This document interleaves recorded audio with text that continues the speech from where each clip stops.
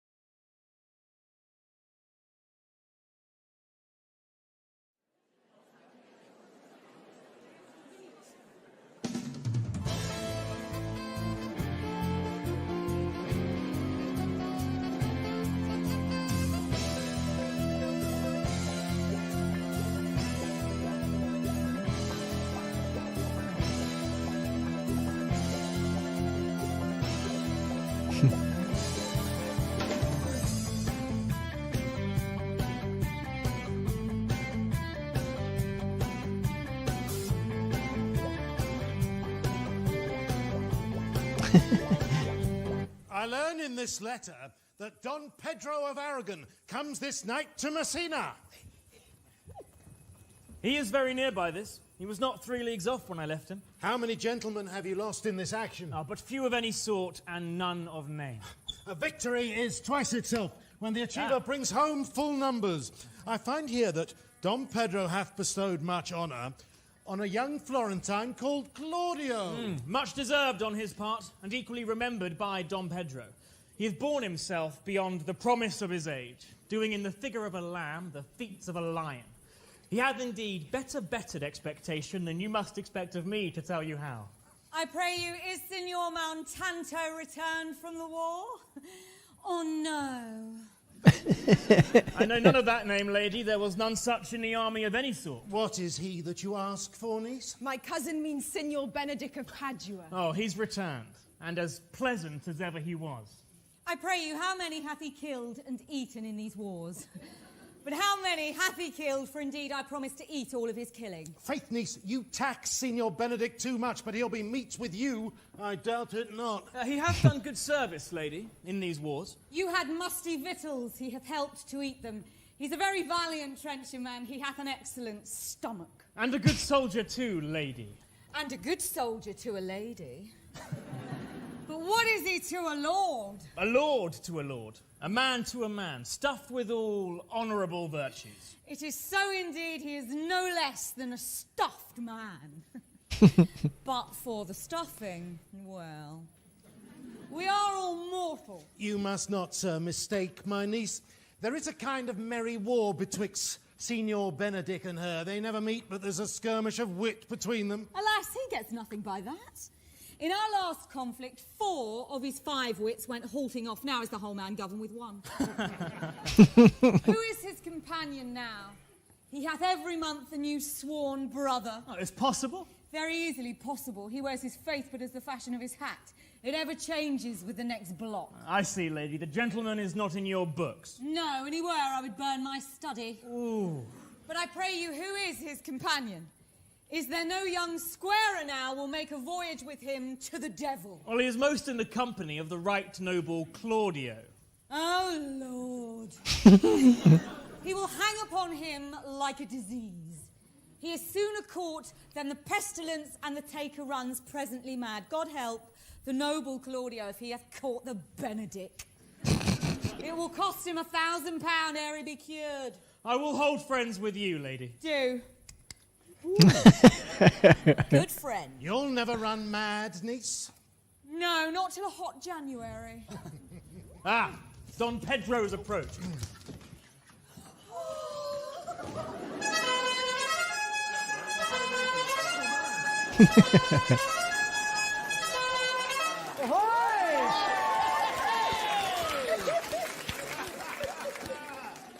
Oh, good Signor Leonato. You are come to meet your trouble. The fashion of the world is to avoid cost, and you encounter it. Never came trouble to my house in the likeness of your grace. You embrace your charge too willingly. Ah, I think this is your daughter. Her mother hath many times told me so. Were you in doubt, sir, that you asked her? Signor Benedict, no, for then were you a child. You have it full, Benedict. Truly the lady fathers herself. Oh, be happy, lady, for you are like an honourable father. If Signor Leonato be her father, she would not have his head on her shoulders for all Messina, as like him as she is. I wonder that you will still be talking, Signor Benedict. Nobody marks you. What? My dear Lady Disdain. Are you yet living? Is it possible Disdain should die when she hath such meat food to feed it as Signor Benedict? Courtesy itself must convert to disdain if you come in her presence. Then is courtesy a turncoat? But it is certain I am loved of all ladies, only you excepted. And I would I could find in my heart that I had not a hard heart, for truly I love none. A dear happiness to women!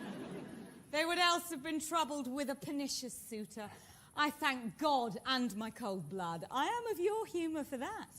I had rather hear my dog bark at a crow than a man swear he loves me. God keep your ladyship still in that mind, so some gentleman or other shall scape a predestinate scratched face. Scratching could not make it worse, and for such a face as yours were. Well, you are a rare parrot. A bird of my tongue is better than a beast of yours. I would my horse had the speed of your tongue, and so good a continuer. But keep your way, in God's name, I have done. You always end with a jade's trick. I know you of old. This is the sum of all, Signor Claudio and Signor Benedict. My dear friend Leonato hath invited you all. I tell him we shall stay here at the least a month, and he heartily prays some occasion may detain us longer. Don John, let me bid you welcome. Being reconciled to the prince your brother, I owe you all duty. I thank you. I'm not of many words, but I thank you. Please it your grace, lead on. We will go together.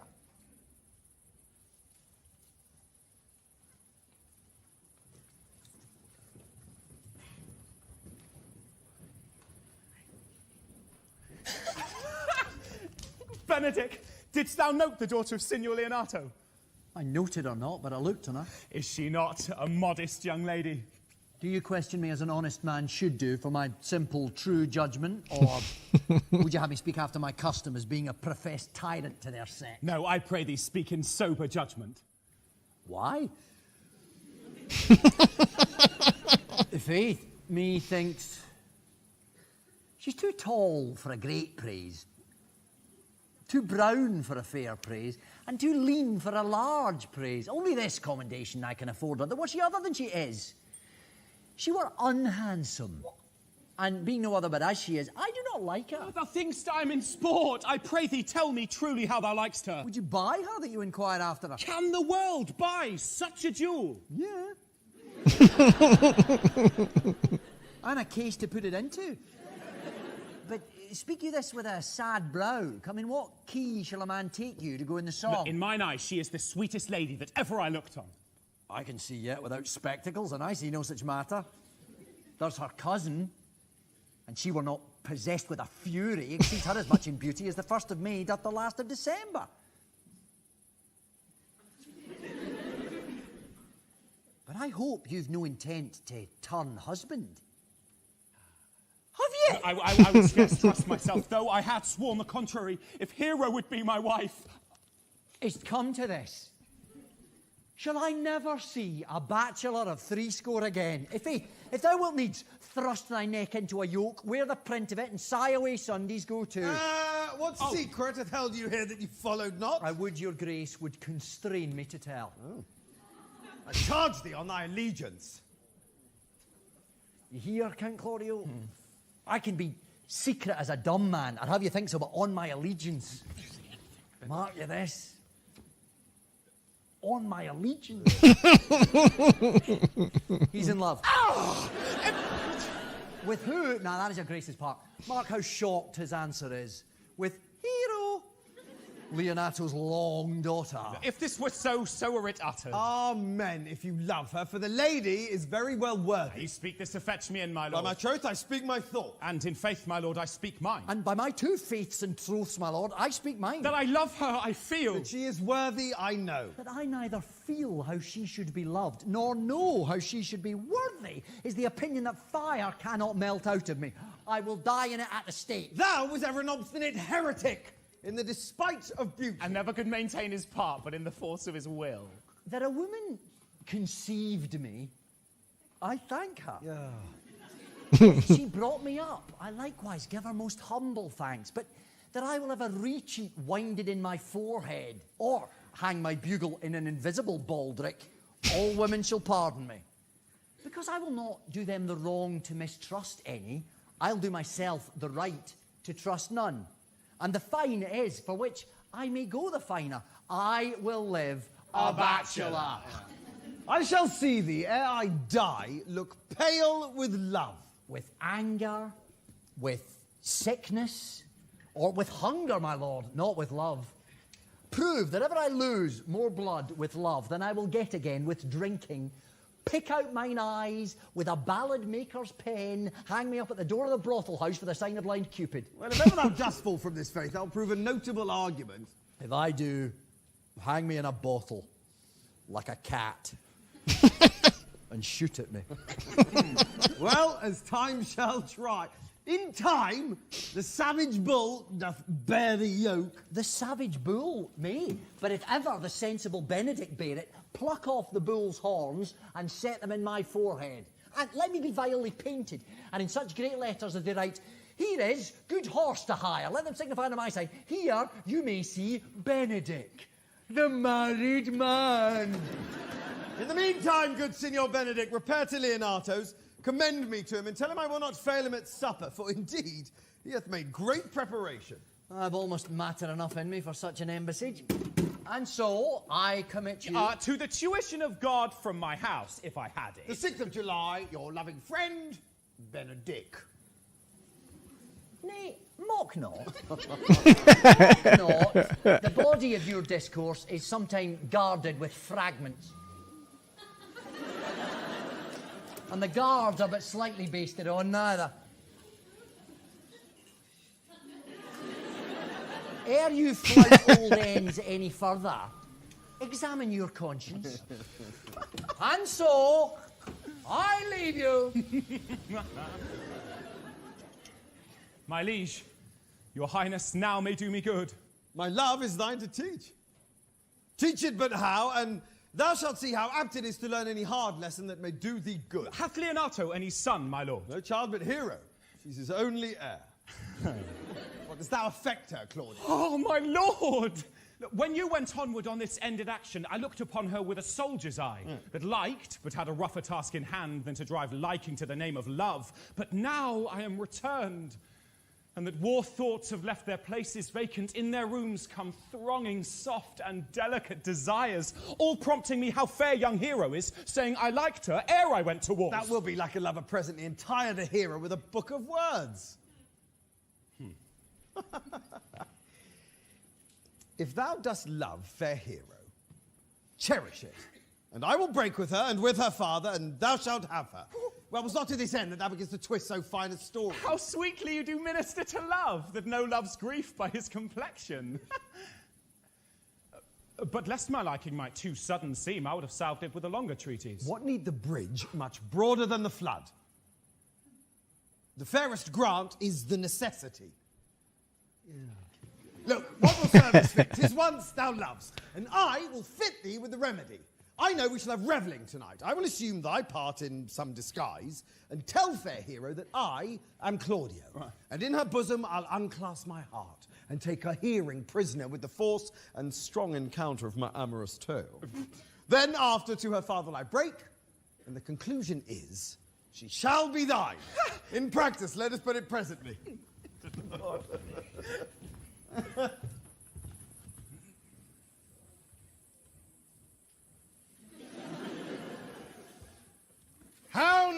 wife, where's Balthazar? Hath he provided the music? He is very busy about it. But, husband, I can tell you news that you yet dreamt not of. Are they good? Oh, they show well outward. I overheard the prince discover to Claudio that he loved our daughter and means to acknowledge it this night in a dance. The prince?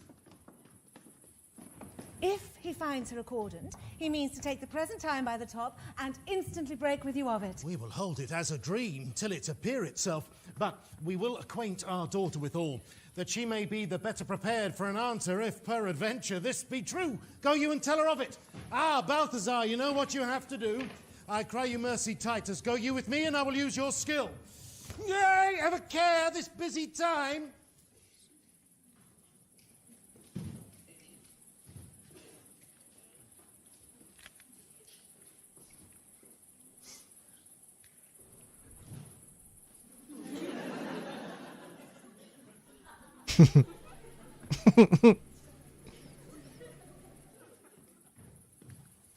What the good year, my lord?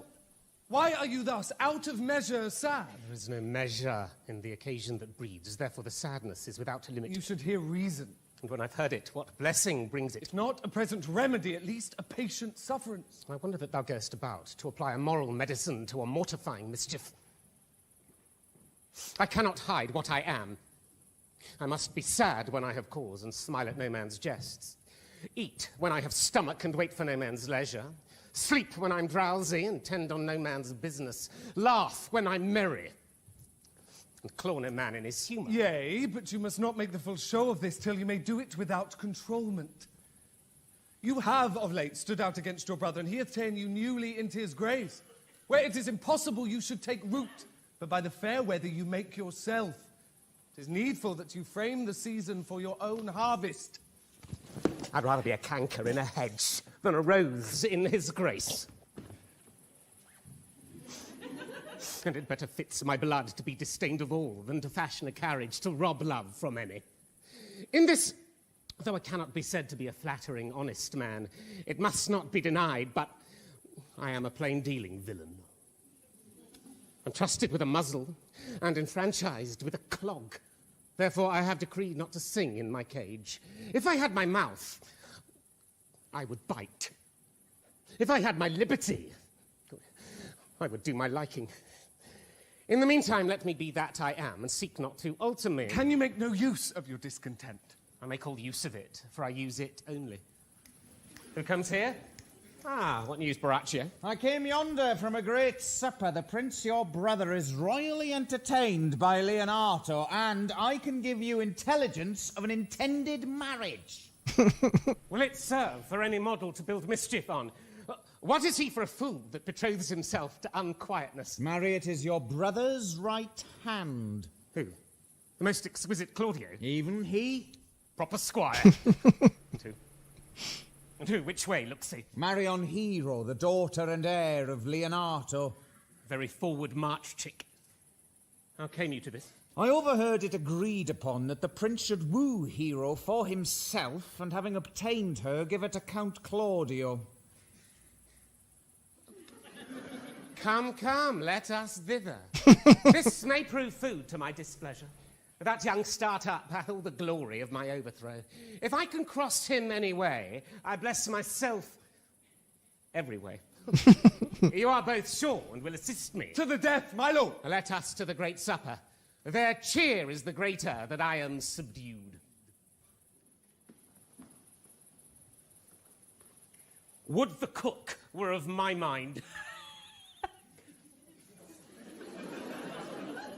Should we go prove what's to be done? We'll wait upon your lordship.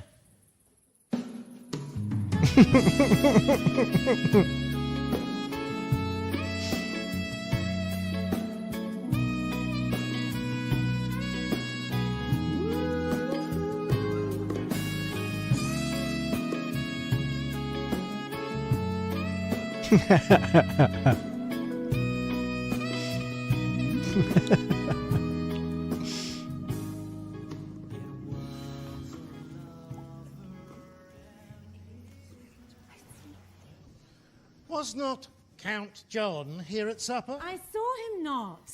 How tartly that gentleman looks. I never can see him, but I'm heartburned an hour after. He is of a very melancholy disposition. He were an excellent man that were made just in the midway between him and Benedick. The one is too like an image and says nothing. The other too like Milady's eldest son, evermore tattling. Then half Signor Benedict's tongue in Count John's mouth, and half Count John's melancholy in Signor Benedict's face. With a good leg and a good foot, uncle, and money enough in his purse, such a man would win any woman in the world. If he could get her goodwill. By my troth, niece, thou wilt never get thee a husband if there be so shrewd of thy tongue. In faith, she's too cursed. Too cursed is more than cursed. I shall lessen God's sending that way. For it is said, God sends a cursed cow short horns, but to a cow too cursed he sends none. So by being too cursed, God will send you no horns? Just. If he send me no husband. For the which blessing, I am at him upon my knees every morning and evening. Lord, I could not endure a husband with a beard on his face. I'd rather lie in the woolen. What, you may light upon a husband that hath no beard. What should I do with him? Dress him in my apparel and make him my waiting gentlewoman. He that hath a beard is more than a youth, and he that hath no beard is less than a man, and he that is more than a youth is not for me, and he that is less than a man, I am not for him. Therefore, I shall even take sixpence in earnest of the bearkeeper and lead his apes into hell. Well, then go you into hell? No, but to the gate. And there will the devil meet me like an old cuckold with horns on his head and say, "Get you to heaven, Beatrice. Oh, get you to heaven. Here's no place for you maids." So deliver I up my apes and away to St. Peter for the heavens. He shows me where the bachelors sit, and there we live as merry as the day is long. Well, daughter, I trust you will be ruled by your father. Yes, Faith. It is my cousin's duty to make curtsy and say, "Father, as it please you." Yet for all that, cousin, let him be a handsome fellow, else make Greed another curtsy and say, 1914 "Father, said popcorn yellow as it striped please smile. me." Well, niece, Popcorn, I yellow hope striped to smile see to you you too, one Greed. day fitted with a husband. Not till God make men of some other metal than earth. Would it not grieve a woman to be overmastered by a piece of valiant dust? To make account of her life to a clod of wayward marl? No, uncle, I'll none. Adam's sons are my brethren, and truly I do hold it a sin to match in my kindred. Daughter, remember what I told you. If the prince do solicit in that kind, you know your answer. The fault will be in the music, cousin, if you be not wooed in good time. If the prince be too important, tell him there is measure in everything, and so dance out the answer. For hear me, hero, wooing, wedding, and repenting is as a Scotch jig, a measure, and a syncope. The first suite is all hot and hasty, like a Scotch jig, and full as fantastical.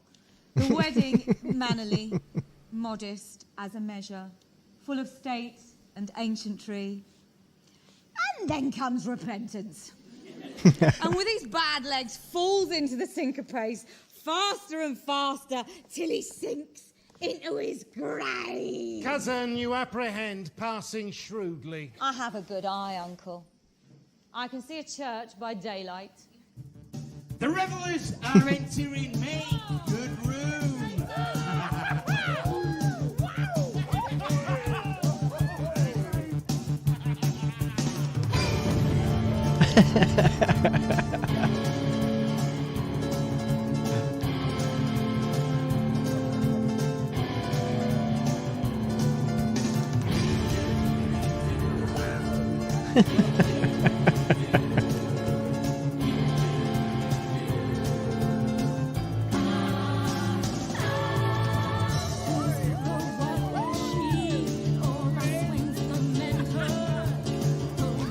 Mario on the left.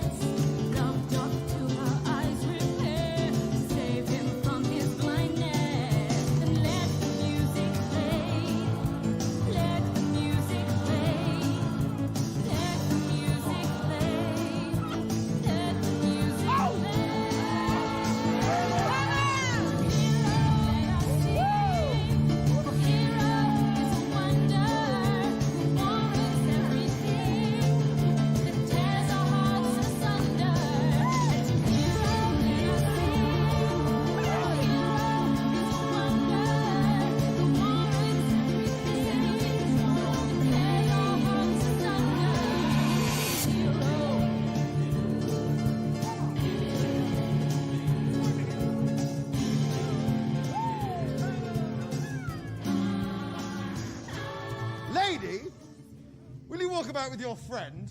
So you walk softly and look sweetly and say nothing. I am yours for the walk, and especially when I walk away. With me in your company? I may say so, when I please. And when please you to say so? When I like your favour. Ooh, speak low. If you speak love.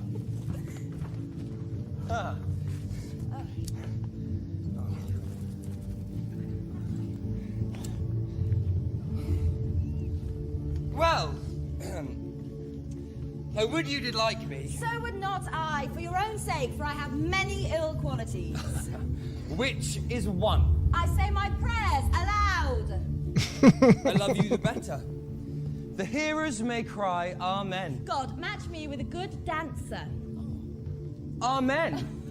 And God, keep him out of my sight when the dance is done. No more words, the clerk is answered.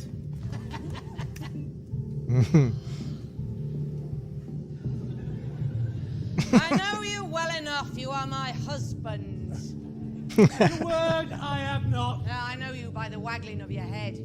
Tell you true, I counterfeited. You could not do him so ill well unless you were the very man. As his dry hand up and down, you are he. You are he. Will you not tell me who told you so? Now you shall pardon me. Nor will you not tell me who you are. Not now. That I was disdainful, and that I had my good wit out of the 100 merry tales. Well, this was Signor Benedict that said so. Ooh. What's he? I am sure you know him well enough. Not I, believe me. Did he never make you laugh? I pray you, what is he? Why, he is the prince's jester. A very dull fool. His only gift is in devising impossible slanders. None but libertines delight in him, and the commendation is not in his wit, but in his villainy, for he both pleaseth men and angers them, and then they laugh at him and beat him. I am sure he is in the fleet. I would he had boarded me. When I know the gentleman, I'll tell him what you say. Do. He'll but break a comparison or two on me, which peradventure not marked or not laughed at, strikes him into melancholy, and then there's a partridge wing saved for the fool who will eat no supper that night. We must follow the leaders.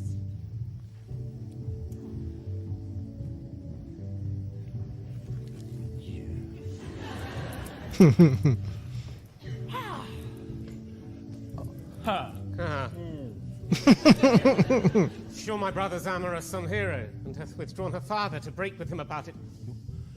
Are not you, Signor Benedict? Oh, you know me well. I am he. Signor, you're very near my brother in his love. He's enamoured on Hero. I pray you dissuade him from her. She's no equal for his birth. You may do the part of an honest man in it. How know you he loves her? I heard him swear his affection. So did I too, and he swore he'd marry with her tonight. Wait, come, let us to the banquet.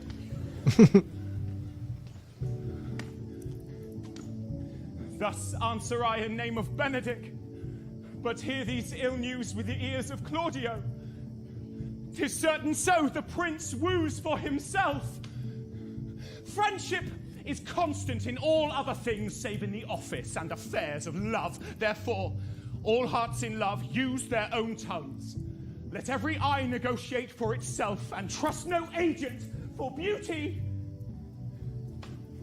is a witch, against whose charms faith melteth into blood.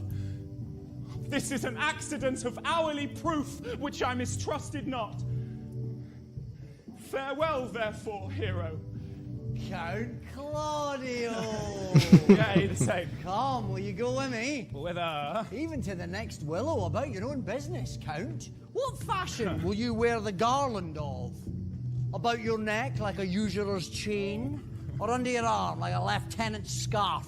You must wear it one way for the prince. hath got your hero. I wish him joy of her. Why? That's spoken like an honest drover. So they sell bullocks. Did you think the prince would have served you that? I pray you leave me. Hey, now you strike like the blind man. 'Twas the boy that stole your meat. You'll beat the prince. If it will not be, I'll leave you.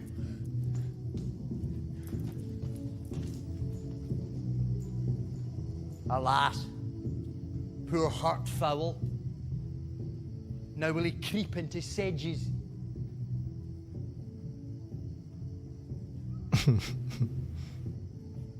But that my Lady Beatrice should know me and not know me. The prince is full. Huh? It may be I go under that title because I am merry. Yeah? But, so, I am apt to do myself wrong. I'm not so reputed. It is the base, though bitter, disposition of Beatrice that puts the world into her person and so gives me out. Well. I'll be revenged as I may. Right? Now, Signor, where's the Count? You see him? Why, Lord, I told him, and I think I told him true, that your grace hath got the will of his hero. And I offered him my company to a willow tree, either to make him a garland as being forsaken, or to bind him up a rod as being worthy to be whipped. To be whipped? What's his fault? The flat transgression of a schoolboy, who, being overjoyed with finding a bird's nest, shows it his companion, and he steals it. Will that make trust the transgression? Transgression is in the stealer. Yeah, it'd not been amiss the rod had been made, and the garland too, for the garland he might have worn himself, and the rod he might have bestowed on you, who, as I take it, have stolen his bird's nest. I will beteach them to sing and restore them to the owner. If they are singing, answer your saying. By my faith, you say honestly. The Lady Beatrice hath a quarrel to you. The gentleman who danced with her said she's much wronged by you. Oh, she misused me. Past the endurance of a block. An oak, but with one green leaf on it, would have answered her. My very visor began to assume life and scold with her. She told me, not thinking I had been myself, Hey! that I was the prince's jester. And that I was duller than a great thaw, hurtling jest upon jest with such impossible conveyance upon me that I stood like a man at a mark, with a whole army shooting at me. She speaks poignards, and every word stabs. If her breath were as terrible as her terminations, there were no living near her. She would infect to the North Star. I would not marry her, though she were endowed with all that Adam had left him before he transgressed. She would have made Hercules have turned the spit, yea, and have cleft his club to make a fire too. Come, talk not of her.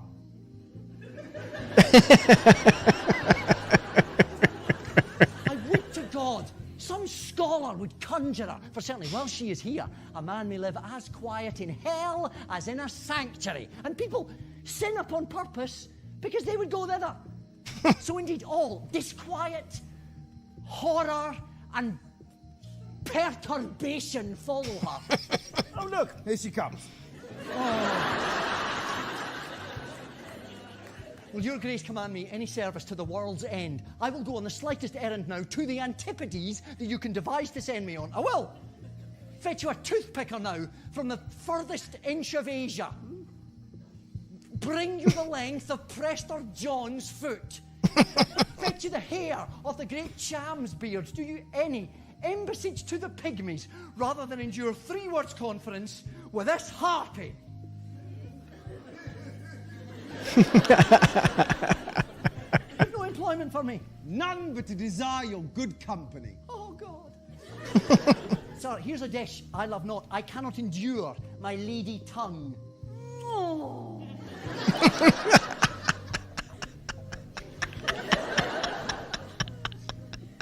Come, lady.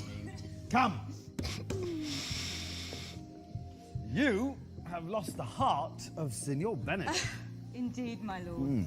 He lent it me a while, and I gave him use for it. A double heart for a single one. Marry, once before, he won it of me with false dice. Therefore, your grace may well say I have lost it. You have put him down, lady. You have put him down. So I would not he should do me, my lord, lest I should prove the mother of fools. I have brought you Count Claudio, whom you sent me to seek.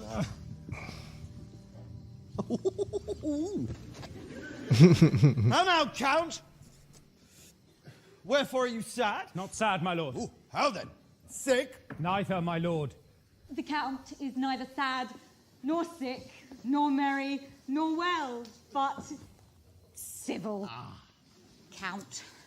Civil as an orange, and something of that jealous complexion. In faith, lady, I think you're blazoned to be true. Though I'll be sworn, if he be so, his conceit is false. Oh, here, Claudio, I have wooed in thy name, and fair hero is one. I broke with our father, and his goodwill obtained. Name the day of marriage, and God give thee joy. Count, take of me my daughter, and with her my fortunes. His grace hath made the match, and all grace say amen to it.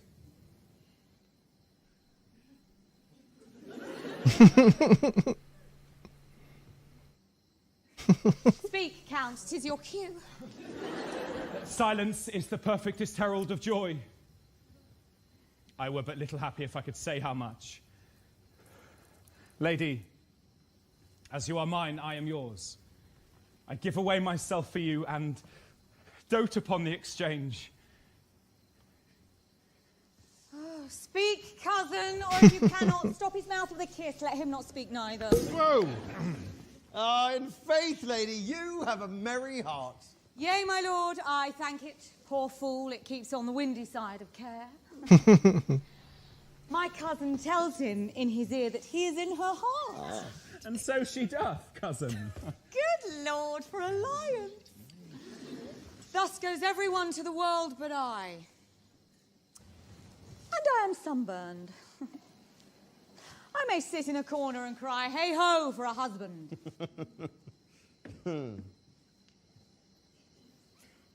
Lady Beatrice, I will get you one.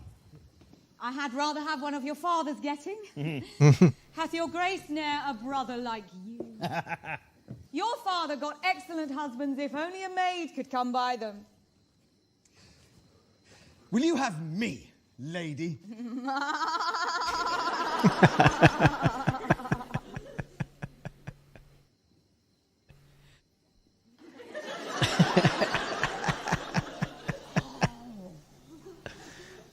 No.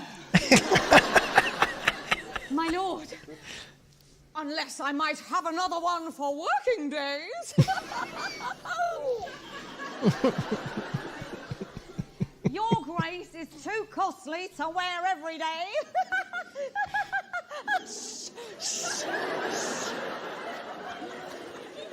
But I beseech your grace, pardon me.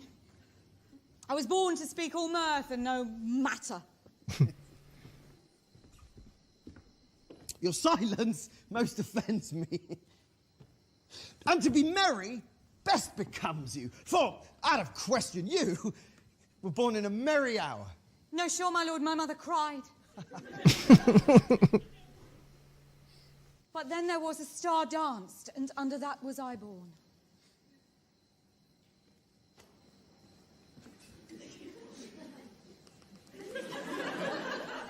Cousins, God give you joy. Niece, will you look to those things I told you of? I cry you mercy, uncle. By your grace's pardon.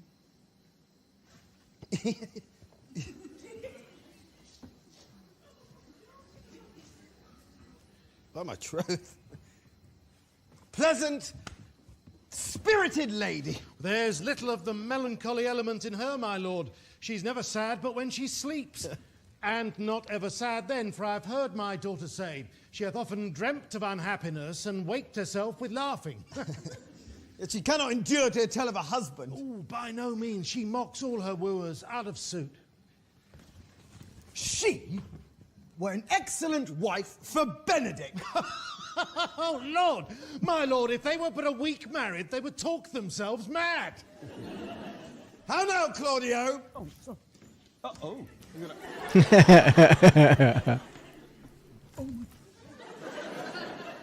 When means you to go to church? Tomorrow, my lord. Time goes on crutches till love have all his rights. Not till Monday, my dear son, and a time too brief, too, to have all things asked for, mind. Come, you shake the head at so long a breathing, but I warrant thee, Claudio, the time shall not go dully by us. I will, in the interim, undertake one of Hercules' labours, which is to bring Signor Benedict and the Lady Beatrice into a mountain of affection, the one with the other. No, I fain would have it a match, and I doubt not but to fashion it, if you all will minister such assistance as I shall give you direction. My lord, I am for you, though it cost me 10 nights' watching. And I, my lord. And you too, gentle hero. I will do any modest office, my lord, to help my cousin to a good husband.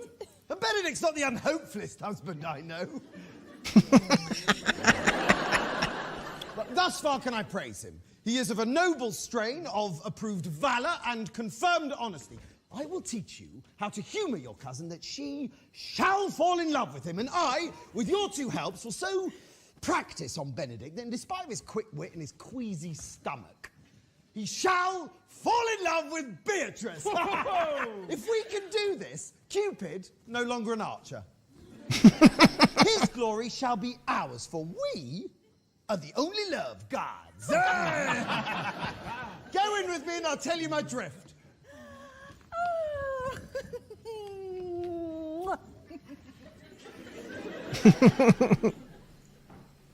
It is so. The Count Claudio shall marry the daughter of Leonato. Yea, my lord, but I can cross it. Any bar, any cross, any impediment will be medicinable to me. I'm sick in displeasure to him, and whatsoever comes athwart his affection ranges evenly with mine. How canst thou cross this marriage? Not honestly, my lord, but so covertly that no dishonesty shall appear in me. Show me briefly how. I think I told your lordship a year since how much I am in the favour of Margaret, the waiting gentlewoman to Hero. I remember. What life is in that to be the death of this marriage? The poison of that lies in you to temper. Go you to the prince your brother. Spare not to tell him that he hath wronged his honour in marrying the renowned Claudio, whose estimation do you mightily hold up. To a contaminated stale, such a one as Hero. What proof shall I make of that? Proof enough to misuse the prince, to vex Claudio, to undo Hero, and kill Leonato. Look you for any other issue? Only to despite them I will endeavour anything. Go then, and find me a meet-out to draw Dom Pedro and Count Claudio alone. Tell them that you know that Hero loves me. They'll scarcely believe it. Without trial, offer them instances which shall bear no less likelihood than to see me court her privately. Hear me call Margaret Hero.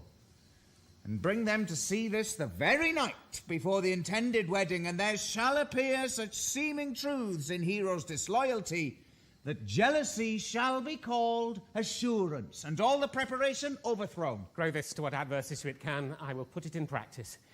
Be cunning in the working this, and thy fee is 1,000 ducats.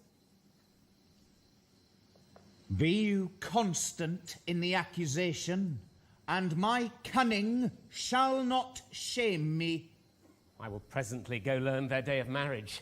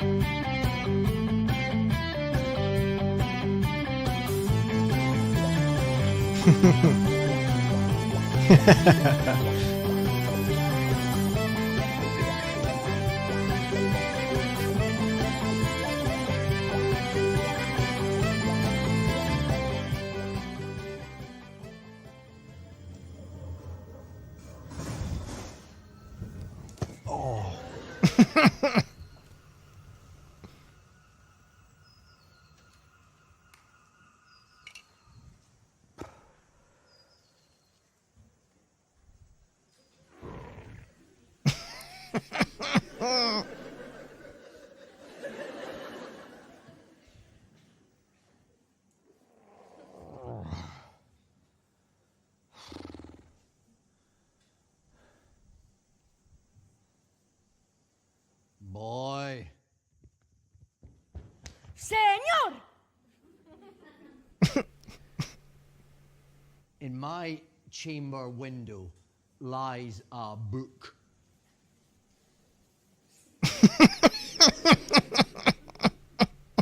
Bring it hither to me. I'm here already, sir.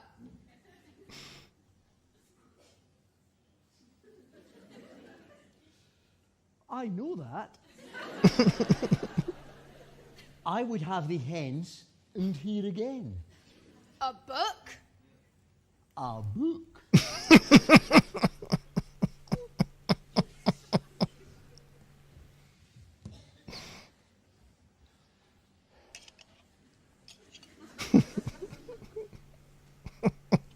I do much wonder that one man, seeing how much another man is a fool when he dedicates his behaviours to love, will, after he hath laughed at such shallow follies in others, become the argument of his own scorn by falling in love.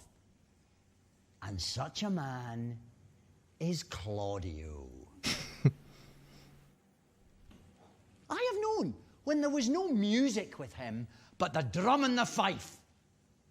And now would he rather hear the tabor and the pipe?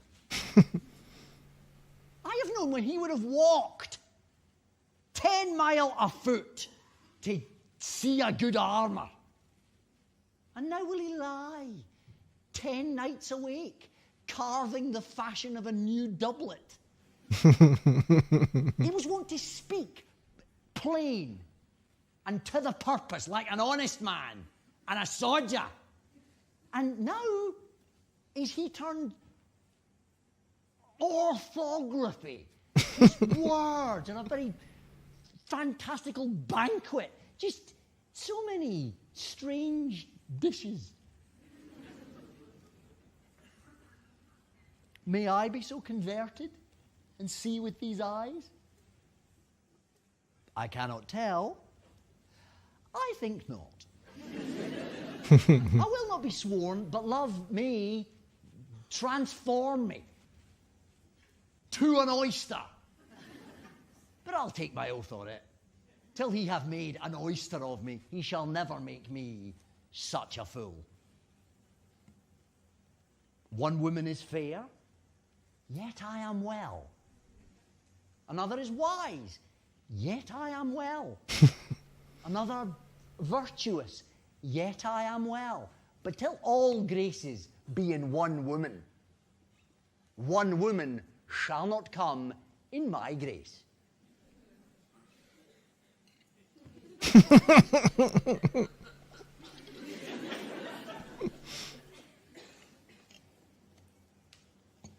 Rich she shall be, that's certain. Wise or I'll none. Virtuous or I'll never cheapen her. Fair or I'll never look on her. Mild or come not near me. Noble or not I for an angel. Of good discourse, an excellent musician, and her hair shall be red. Of what colour it please God.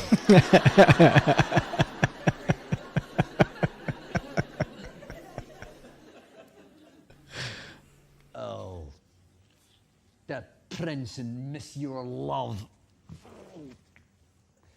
I will hide me. Come! Shall we hear this music? Yea, my good lord. How still the morning is. It's hushed on purpose to grace harmony. See you where Benedict hath hid himself. Oh, very well, my lord. Come, Balthazar, we'll have that song again. Oh, good, my lord. Tax not so bad a voice to slander music any more than one. I pray thee sing, and let me woo no more. Because you talk of wooing, I will sing.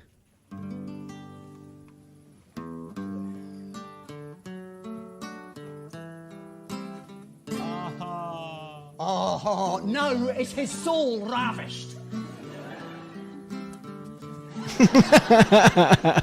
Sigh no more, ladies, sigh no more. Men were deceivers ever. One foot in sea and one on shore. To one thing constant never.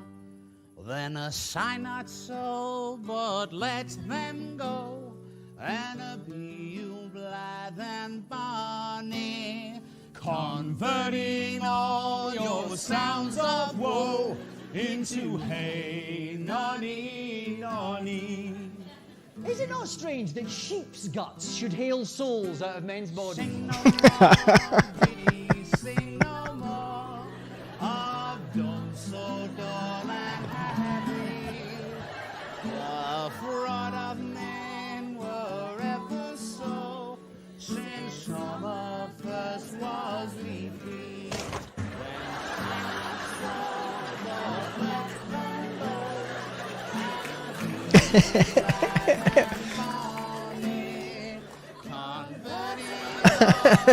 the sounds of woe into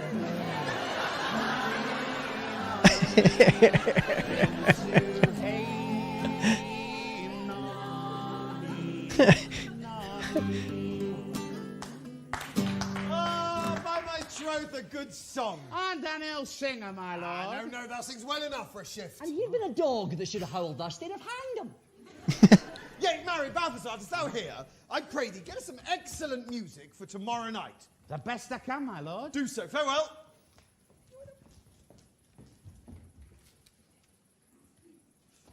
Come hither, Leonardo. What was it you told me of today, that your niece Beatrice was in love with Signor Benedict? Stop on the foul sits! I did never think that lady would have loved any man. No, nor I neither, but most wonderful that she should so dote on Signor Benedict, whom she hath in all outward behaviours seemed ever to abhor. It's possible. Sits the wind in that con? By my troth, my lord, I cannot tell what to think of it, but that she loves him with an enraged affection, it is past the infinite of thought. Maybe she doth but counterfeit. Faith like enough. Oh, God, counterfeit. There was never counterfeit of passion came so near the life of passion as she discovers it. Why, what effects of passion shows she? Bait the hook well, this fish will bite.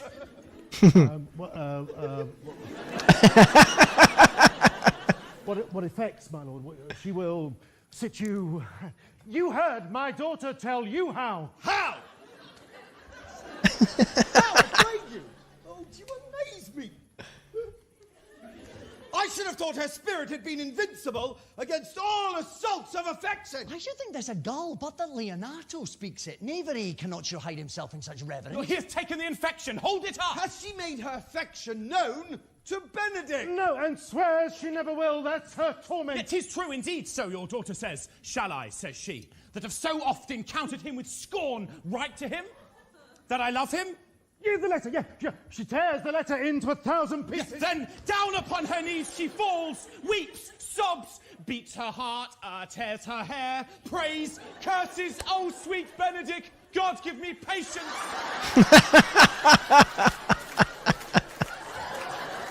She doth indeed, my daughter says so. She rails at herself that she should be so immodest to write to one that she knows would flout her, and the ecstasy hath so much overborne her that my daughter is sometimes afeard she will do a desperate outrage to herself. It were good if he knew of it by some other, if she will not discover it. To what end? He would but make sport of it and torment the poor lady worse. And he should, it were an arms to hang him, for she is an excellent, sweet lady, and out of all suspicion, Oh, no. she's virtuous, And she's exceeding Oh, no, wise. no, is no. everything but in loving Benedict.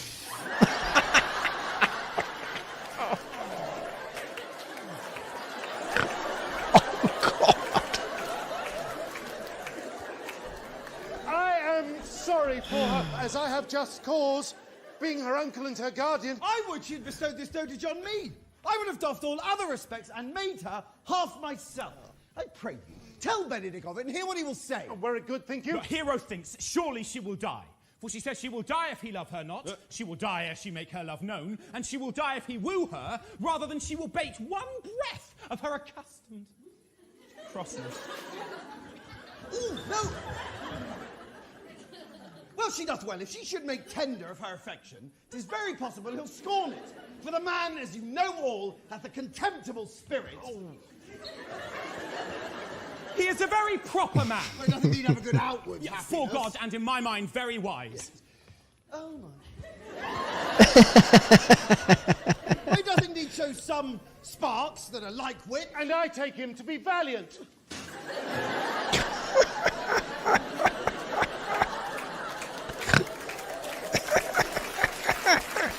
Well, I am sorry for your niece.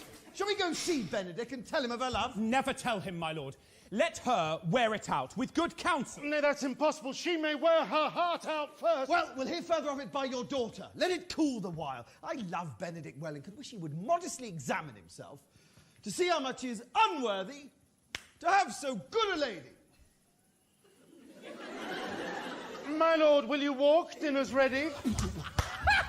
If he do not dote on her upon this, I will never trust my expectations.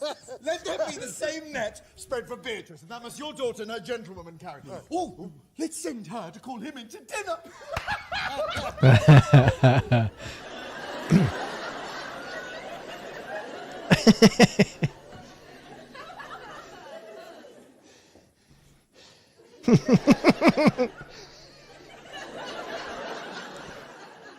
This can be no trick. The conference was sadly born. They have the truth of this from Hero. They seem to pity the lady.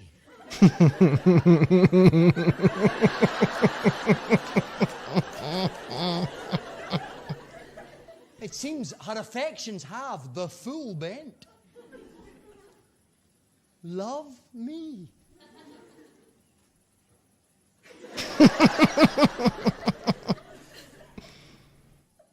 Why?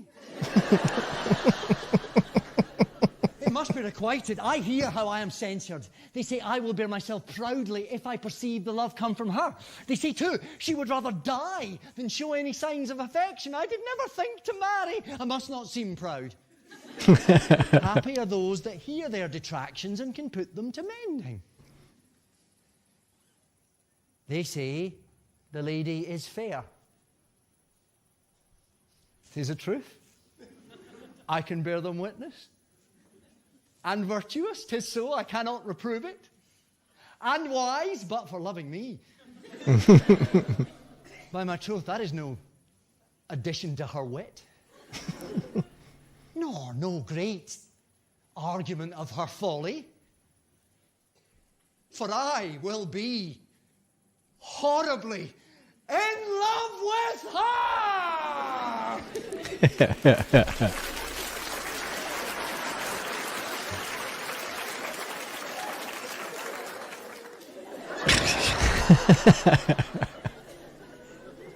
I may chance have some odd quirks and remnants of wit broken on me because I have railed so long against marriage, but...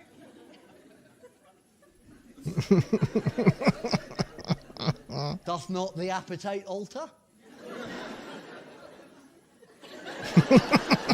A man loves the meat in his youth. He cannot endure in his age.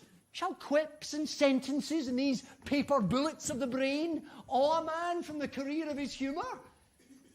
No. The world must be peopled.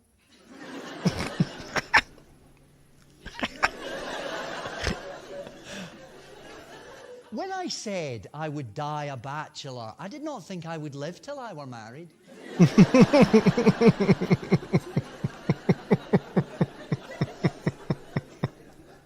Here comes Beatrice. By this day, she is a fair lady.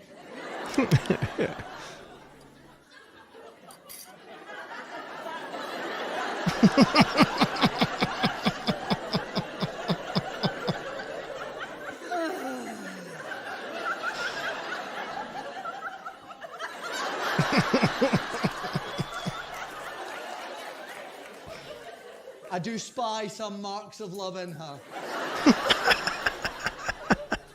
Against my will, I am sent to bid you come in to dinner. Fair Beatrice, I thank you for your pain. I took no more pains for those thanks than you took pains to thank me. If it had been painful, I would not have come.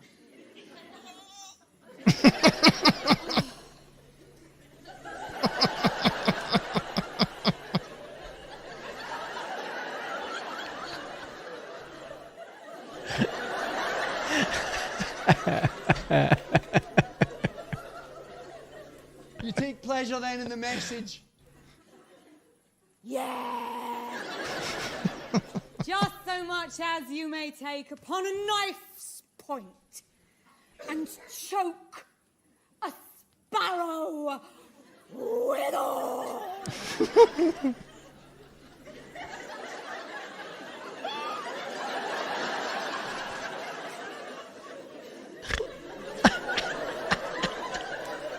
You've no stomach, Signor, fare you well.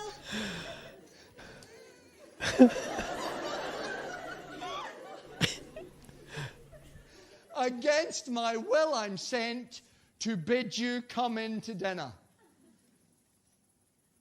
Double meaning in that!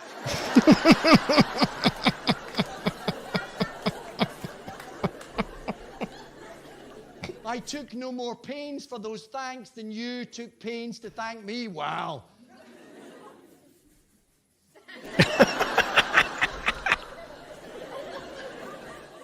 That's as much as to say any pains that I take for you is as easy as thanks. If I do not take pity on her, I'm a villain.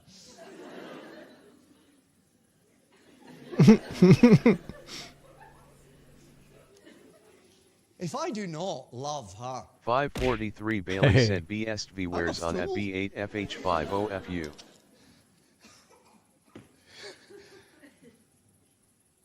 I will go.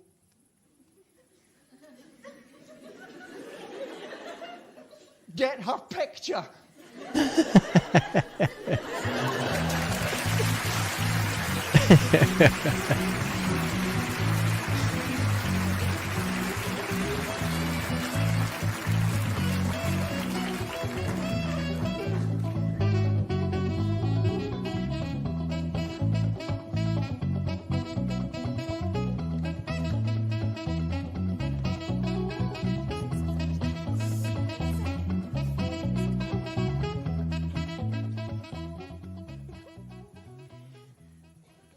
Good Margaret, run thee to the parlour. There shalt thou find my cousin Beatrice proposing with the Prince and Claudio. Whisper her ear and tell her I and your mother walk hereabout, and that our whole discourse is all of her. Say that thou overheardst us, and bid her steal where she can hide her, to listen our purpose. This is thy office, bear thee well in it, and leave us alone. I'll make her come, I warrant you presently. Now, Ursula, when Beatrice doth come, our talk must only be of Benedick. When I do name him, let it be thy part to praise him more than ever man did merit. My talk to thee must be how Benedick is sick in love with Beatrice. Of this matter is little Cupid's crafty arrow made that only wounds by hearsay. Now begin, for look where Beatrice like a lapwing runs close by the ground to hear our conference. The pleasantest angling is to see the fish cut with her golden oars the silver stream and greedily devour the treacherous bait. So angle you and I for Beatrice, for you're not my part of the dialogue. No, truly, Ursula, she is too disdainful. I know her spirits are as coy and wild as haggards of the rock. But are you sure that Benedict loves Beatrice so entirely? So says the prince and my new betrothed lord. And did they bid you tell her of it, madam? They didn't treat me to acquaint her of it, but I persuaded them. If they loved Benedict, to wish him wrestle with affection, and never to let Beatrice know of it. Why did you so? Doth not the gentleman deserve as full, as fortunate a bed as ever Beatrice shall couch upon? Oh, God of love, I know he doth deserve as much as may be yielded to a man. But nature never framed a woman's heart of prouder stuff than that of Beatrice. Disdain and scorn ride sparkling in her eyes, misprizing what they look on, and her wit values itself so highly that to her all matter else seems weak. She cannot love.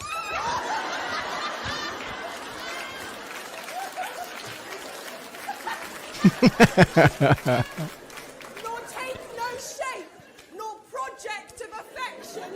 She is so self-endeared. Sure, I think so, therefore. Certainly it were not wise she knew his love, lest she make sport at it. God, why do you speak to me? Oh, my God. I never yet saw man. How wise, how noble, young, how rarely featured. But she would spell him backward. If fair-faced, she would swear the gentleman should be her sister. If black, why, nature drawing of an antic made a foul blot. If tall, a lance ill-headed, if low, an agate very vilely cut. If speaking, why a vein blow with all winds. If silent, why a block moved with none. So turns she every man the wrong side out. Sure, such carping is not commendable. No. Not to be so odd and from all fashions as Beatrice is, cannot be commendable. But who dare tell her so? If I should speak, she would mock me into air. She would laugh me out of myself, press me to death with wit. Therefore, let Benedict, like covered fire, consume away in size waste inwardly. Were a better death than die with mocks, which is as bad as die with tickling. Yet tell her of it, hear what she will say. No, rather I will go to Benedict and counsel him to fight against his passion. And truly, I'll devise some honest slanders to stain my cousin with. One doth not know how much an ill word may empoison lichen. Oh, do not do your cousin such a wrong. She cannot be so much without true judgment, having so swift and excellent a wit as she is prized to have, as to refuse so rare a gentleman as Signor Benedict. Indeed, he hath an excellent good name. His excellence did earn it ere he had it. When are you married, madam? Why? Every day tomorrow. Come, go in, I'll show thee some attires and have thy counsel. Which is the best to furnish me tomorrow? She's limed, I warrant you. We've caught her, madam. If it proves so, then loving goes by haps. Some Cupid kills with arrows, some with traps.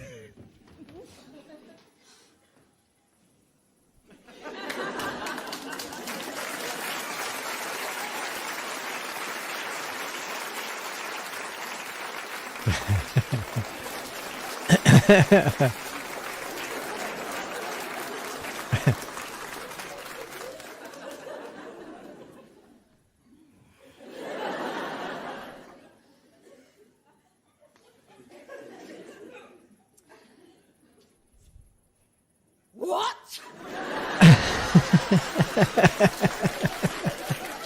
Fire is in mine ears. Can this be true? Stand I I condemned for pride and scorn so much? Contempt, farewell. And maiden pride adieu, no glory lives behind the back of such. And Benedick,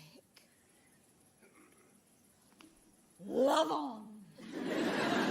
I will requite thee, taming my wild heart to thy loving hand. If thou dost love, my kindness shall incite thee to bind our loves up in a holy band.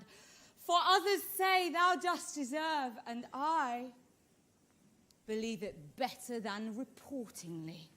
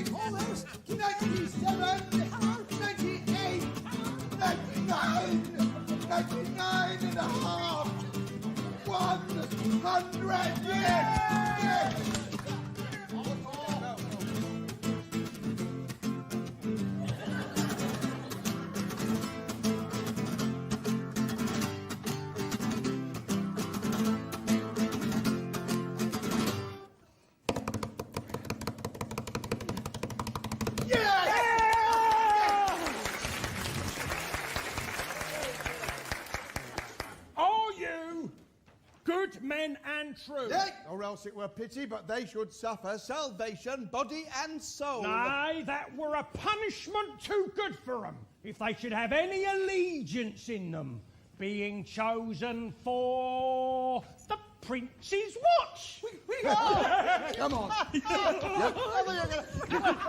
Perfect. Congratulations, welcome aboard. Well, give them their charge. Neighbour Dogberry. First, who think you the most desertless man to be constable? George Seacole, for he can write and read. Si, senor. Hablo un poco español. Come hither, neighbour Seacole. Seacole. God hath blessed you with a good name. To be a well-favoured man is the gift of fortune, but to write and read the language comes by nature. See? KF the direction, por estación, per favor. I knew it would be your answer. Why, for your favour, sir, give God thanks and make no boast of it. And for your writing and reading, let that appear when there is no need for such vanity. You are thought here to be the most fit and senseless man for the constable of the watch. Therefore, bear you the lantern. There we are. Congratulations. Welcome aboard. Very good. This is your charge. You are to comprehend all vagrom men. You are to bid any man stand in the prince's name. How if he will not stand? Why then take no note of him, but let him go. And presently call the rest of the watch together, and thank God you are rid of a knave. Boom!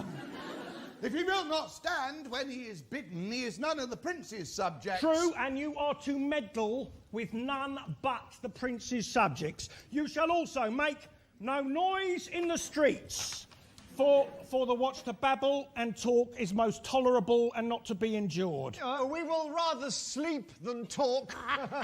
We know what belongs to a watch. Why, you speak like an ancient and most quiet watchman, for I cannot see how sleeping should offend. Only have a care your bills be not stolen. Well, you are to call at all the ale houses. Thank you, and bid those that are drunk get them to bed. How if they will not? Why then, let them alone till they are sober. If they make you not then the better answer, you may say they are not the men you took them for. Well, sir. Boom! If you meet a thief, you may suspect him by virtue of your office to be no true man. And for such kind of men, the less you meddle or make with them, why, the more is for your honesty. If we know him to be a thief, shall we not lay hands on him? Truly, by your office you may. but I think they that touch pitch will be defiled. The most peaceable way for you, if you do take a thief, is to let him show himself what he is and steal out of your company!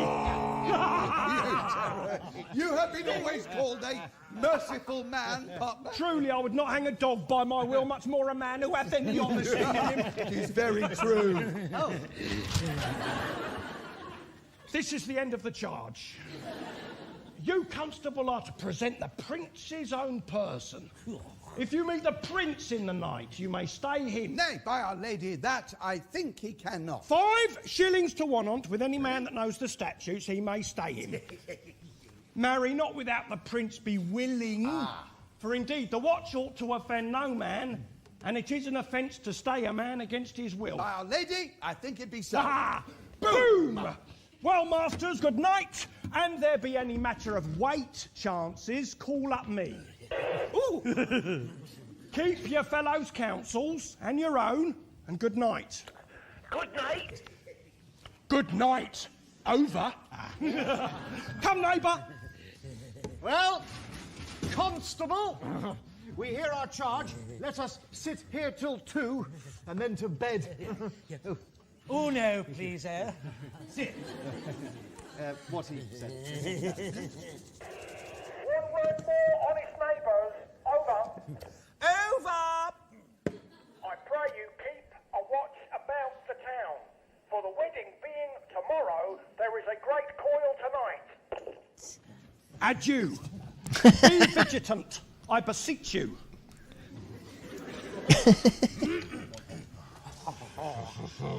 Boom!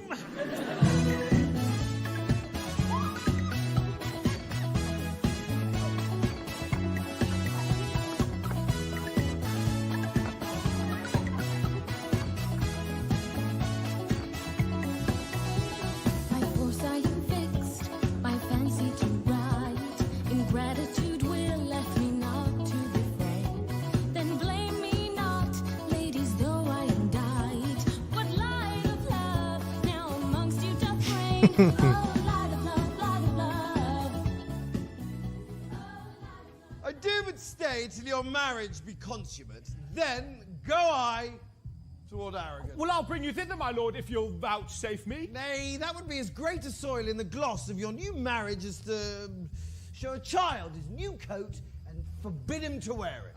No, I shall only be bold with Benedict for his company, for from the crown of his head to the sole of his foot, he is all mirth.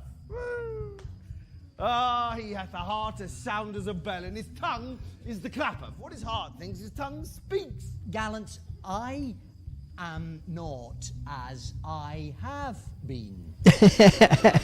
So say I, methinks you're sadder. I hope he be in love. Oh, there's no true drop of blood in him to be truly touched with love. If he be sad, he wants money. I...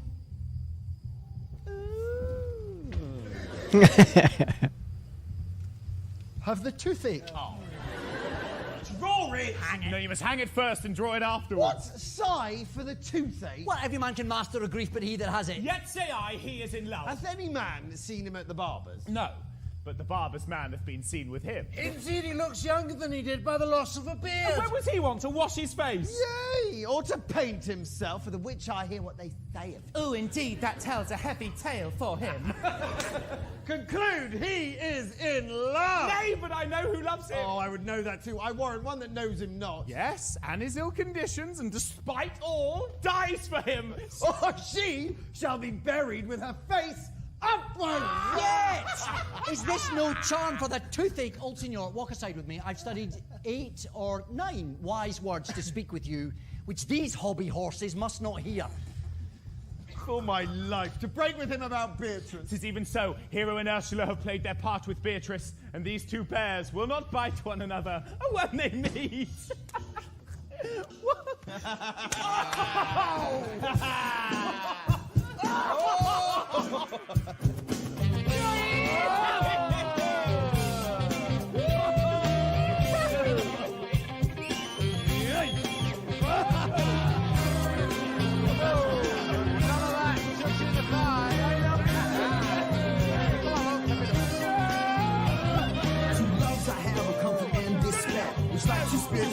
test me still. It's an angel is a man right fair. The worst is fair, a woman colored evil. To win me soon to have a female evil. Tempted my better angel from my side. I won't corrupt my saint to be a diva. Ruin his purity with her foul pride. And whether that my angel will turn in fiend, suspect I may dead. My being will frown me both to each friend. I guess one angel in another's hell. Yet this shall I ne'er know but live in doubt. Till my bad angel find my good one out. Oh yeah. Oh yeah.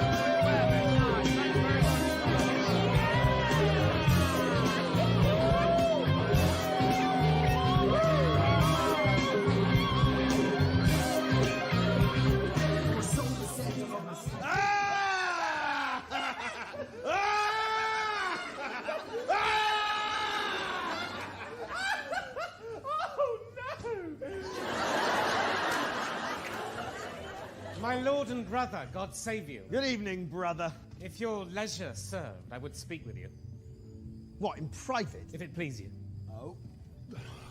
Yet Count Claudio may hear, for what I would speak of concerns him. What's the matter? It means your lordship to be married tomorrow. No, he does. I know not that, when he knows what I know. If there be any impediment, I pray you discover it. You may think I love you not. Let that appear hereafter, and aim better at me by that I now will manifest. For my brother, I think he holds you well, and in dearness of heart have helped to effect your ensuing marriage. Surely suit ill spent and labour ill bestowed. Why? What is the matter? I came hither to tell you. The circumstances shortened, for she has been too long a talking on. The lady is disloyal. Who? Hero? Even she, Leonato's hero, your hero, every man's hero. Disloyal? The word is too good to paint out her wickedness. I could say she were worse, think you of a worse title, and I will fit her to it. But wander not till further warrant. Go back with me tonight. You shall see the proof even the night before her wedding day. If you love her then, tomorrow wed her, but it would better fit your honour to change your mind. But may this be so? I will not think it. If you dare not trust that you see, confess not that you know. If you'll follow me, I'll show you enough. And when you've seen more and heard more, proceed accordingly.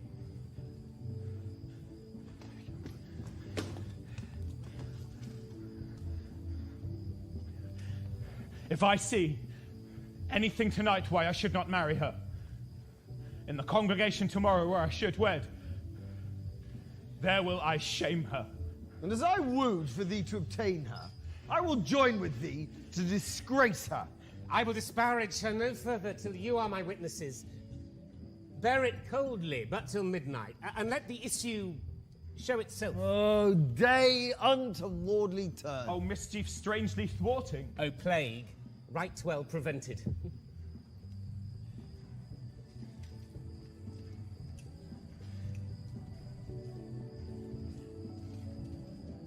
So will you say, when you have seen the sequel? No.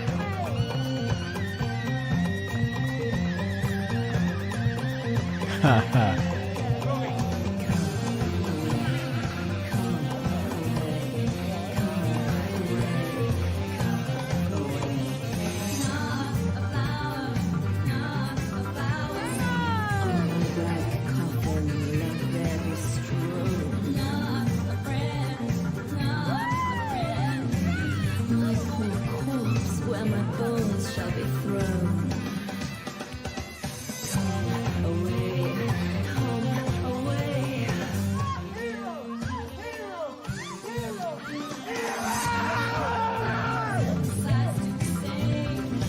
Lay me away.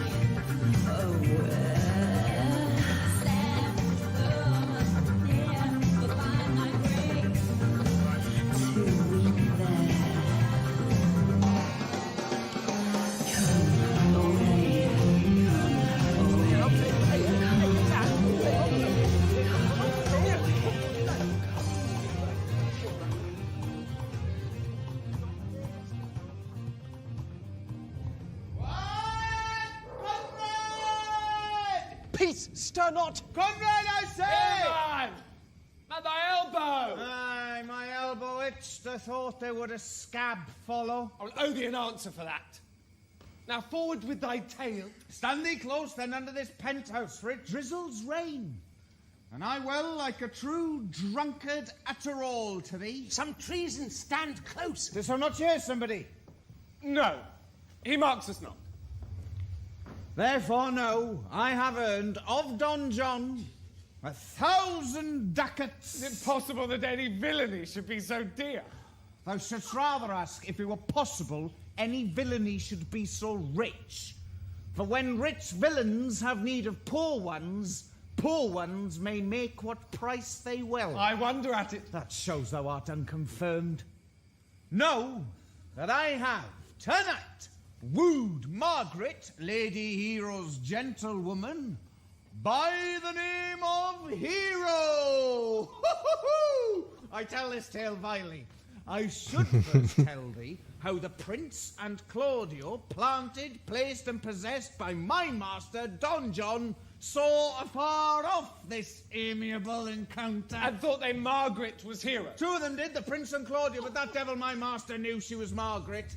And partly by his oaths which first possessed them, partly by the dark night which did deceive them, but chiefly by my villainy, which did confirm any slander Don John had made, away went Claudio enraged, swore he would meet with her as appointed the next morning, and there, before the whole congregation, shame her with what he saw o' a night, and send her home again without a husband.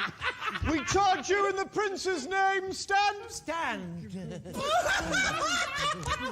Call up the master constable! We have here recovered the most dangerous piece of lechery that ever was seen in the Commonwealth.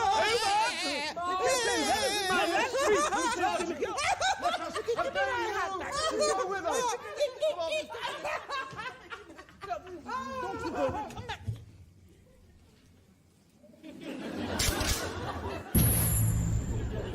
I'm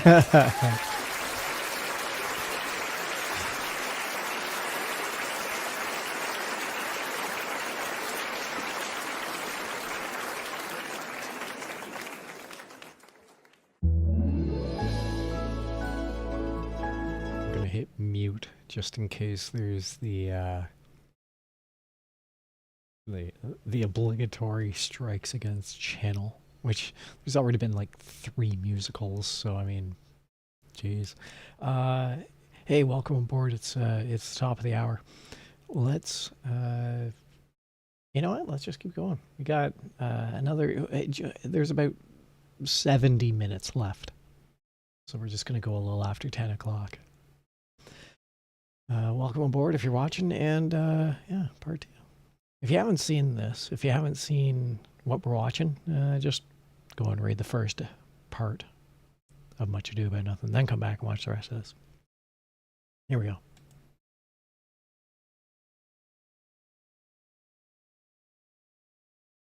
And play. Part 2. I'm gonna eat a cookie. Or 2.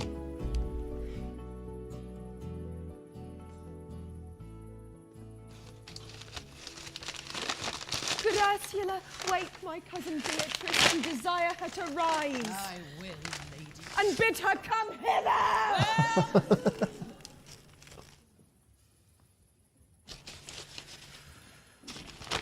Troth, I think your other abato were better. No, pray thee, good Meg, I'll wear this. By my troth, not so good, and the warrant your cousin will say so. My cousin's a fool.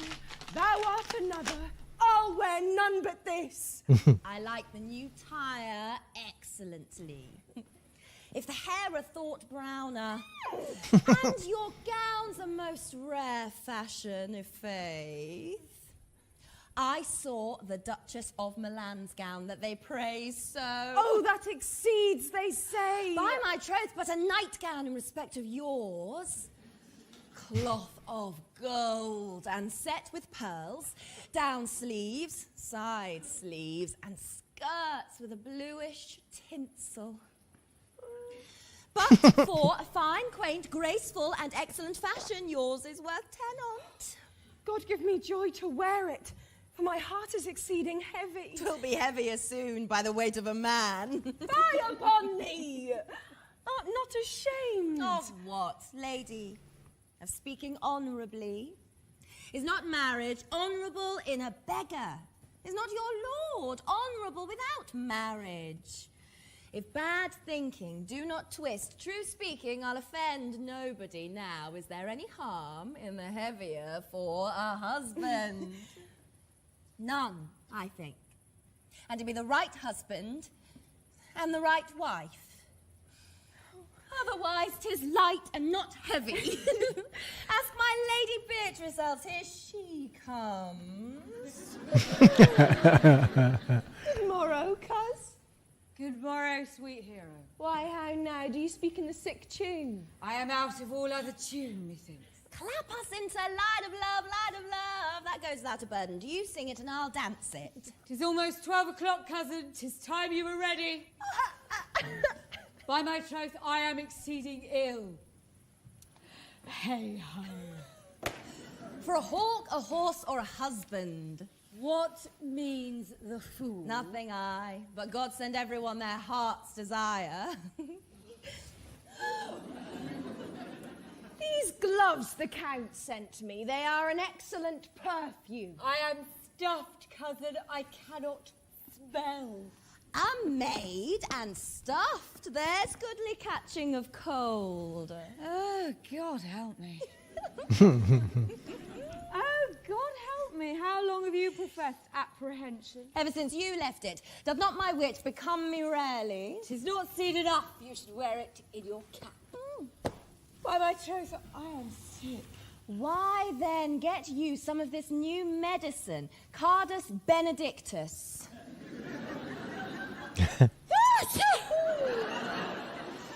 It is the only thing for a qualm. There thou prick'st her with a thistle. Benedictus.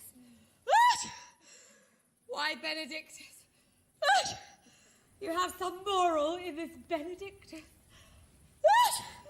Moral? No, by my troth, I have no moral meaning with this Cardus Benedictus. I meant plain holy thistle. You may think perchance that I think you are in love. Nay, by a lady, I am not such a fool to think what I list, nor I list not to think what I can, nor indeed I cannot think, if I would think my heart out of thinking that you are in love, or that you will be in love, or that you can be in love.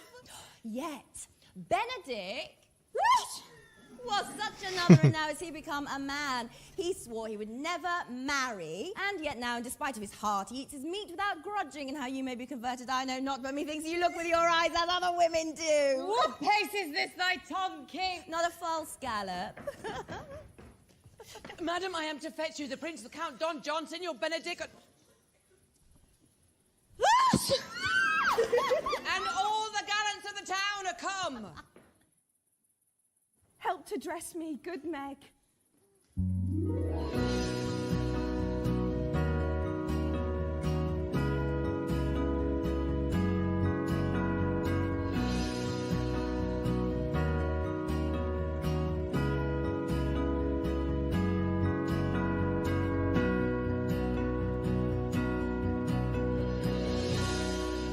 Friar Francis, be brief only to the plain form of marriage, and you shall recount their particular duties afterwards. What would you with me, honest neighbour? Marry, sir,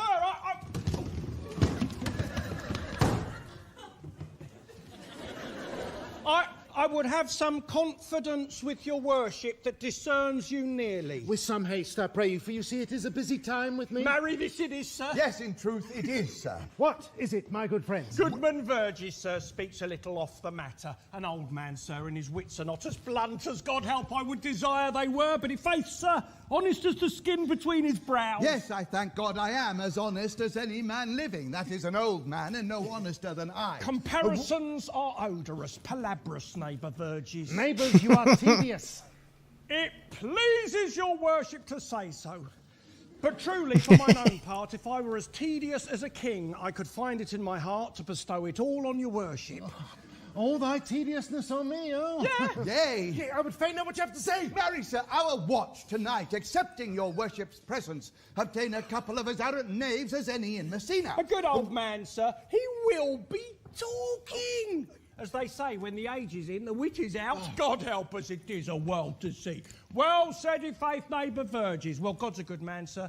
And two men ride of a horse, one must ride behind.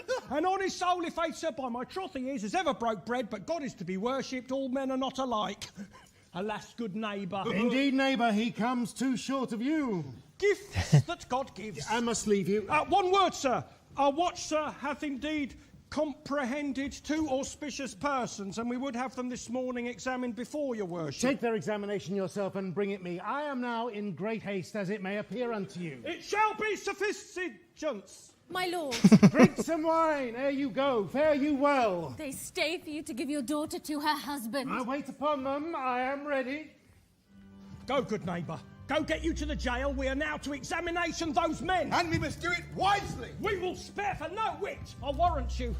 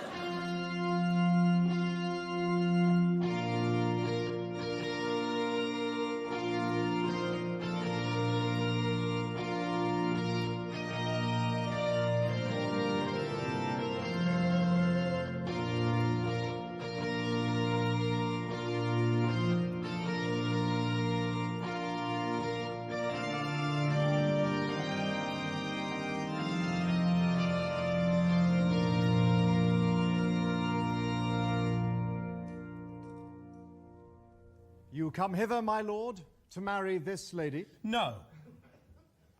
To be married to her, friar. You come to marry her. Lady, you come hither to be married to this count. I do. If either of you know any inward impediment why you should not be conjoined, I charge you on your souls to utter it. Know you any hero? None, my lord. Know you any count? I dare make his answer, no. Oh, what men dare do! What men may do! What men daily do, not knowing what they do. Oh no, interject. Stand thee by, friar, father, by your leave. Will you, with free and unconstrained soul, give me this maid, your daughter? As freely, son, as God did give her me. And what have I to give you back, whose worth may counterpoise this rich and precious gift? Nothing, unless you render her again. Sweet prince, you learn me noble thankfulness there, Leonato. Take her back again! Give not this rotten orange to your friend. She's but the sign and semblance of her honour. Behold, how like a maid she blushes here. Oh, what authority and show of truth can cunning sin cover itself withal? Comes not that blood as modest evidence to witness simple virtue? Would you not swear, all you that see her, that she were a maid by these exterior shows? But she is none! She knows the heat of a luxurious bed. Her blush is guiltiness, not modesty. What do you mean, my lord? Not to be married! not to knit my soul to an approved wanton. My lord, if you, in your own proof, have vanquished the resistance of her youth and made defeat of her virginity... I know what you would say. If I have known her, you will say she did embrace me as a husband, and so extenuate the forehand sin. No, Leonato. I never tempted her with word too large, but as a brother to his sister showed bashful sincerity and comely love. And seemed I ever otherwise to you? Out on thee, seeming! I will write against it! You seem to me as Diane in her orb, as chaste as is the bud ere it be blown. But you are more intemperate in your blood than Venus, or like those pampered animals that rage in savage sensuality. Is my lord well that he does speak so wide? Sweet prince, why speak not you? What should I speak? I stand dishonoured that I've got about to link my dear friend to a common stale. Are these things spoken, or do I but dream? Sir, they are spoken, and these things are true. This looks not like a nuptial. True, oh God. Leonato, stand, I hear. Is this the prince? Is this the prince's brother? Is this face hero's? Are our eyes our own? Oh, this is so bad. What of this, my lord? Let me but move one question to your daughter, and by that fatherly and kindly power that you have in her, bid her answer truly. I charge thee, do so as thou art my child.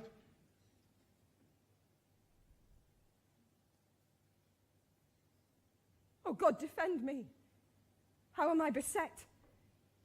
What kind of catechizing call you this? To make you answer truly to your name. Is it not Hero? Who can blot that name with any just reproach? Oh, marry, that can Hero. Hero itself can blot out Hero's virtue.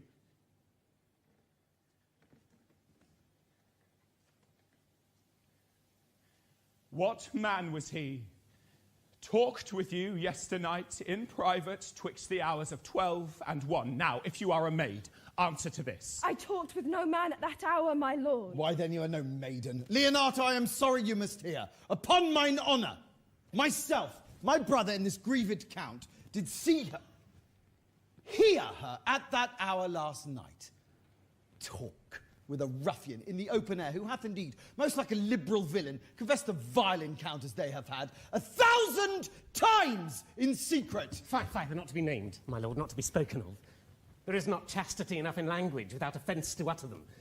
Thus, pretty lady, I'm sorry for thy much misgoverned... Oh, Hero! What a hero hadst thou been if half thy outward graces had been placed about thy thoughts and counsels of thy heart. But fare thee well. Most foul, most fair, farewell, thou pure impiety and impious purity. For thee I'll lock up all the gates of love, and on my eyelids shall conjecture hang to turn all beauty into thoughts of harm, and never shall it more be gracious. And no man's dagger here appoints for me. Well, how now, Hero? Wherefore sink you down? Come, let's go. These things come thus to light, smother her spirits up.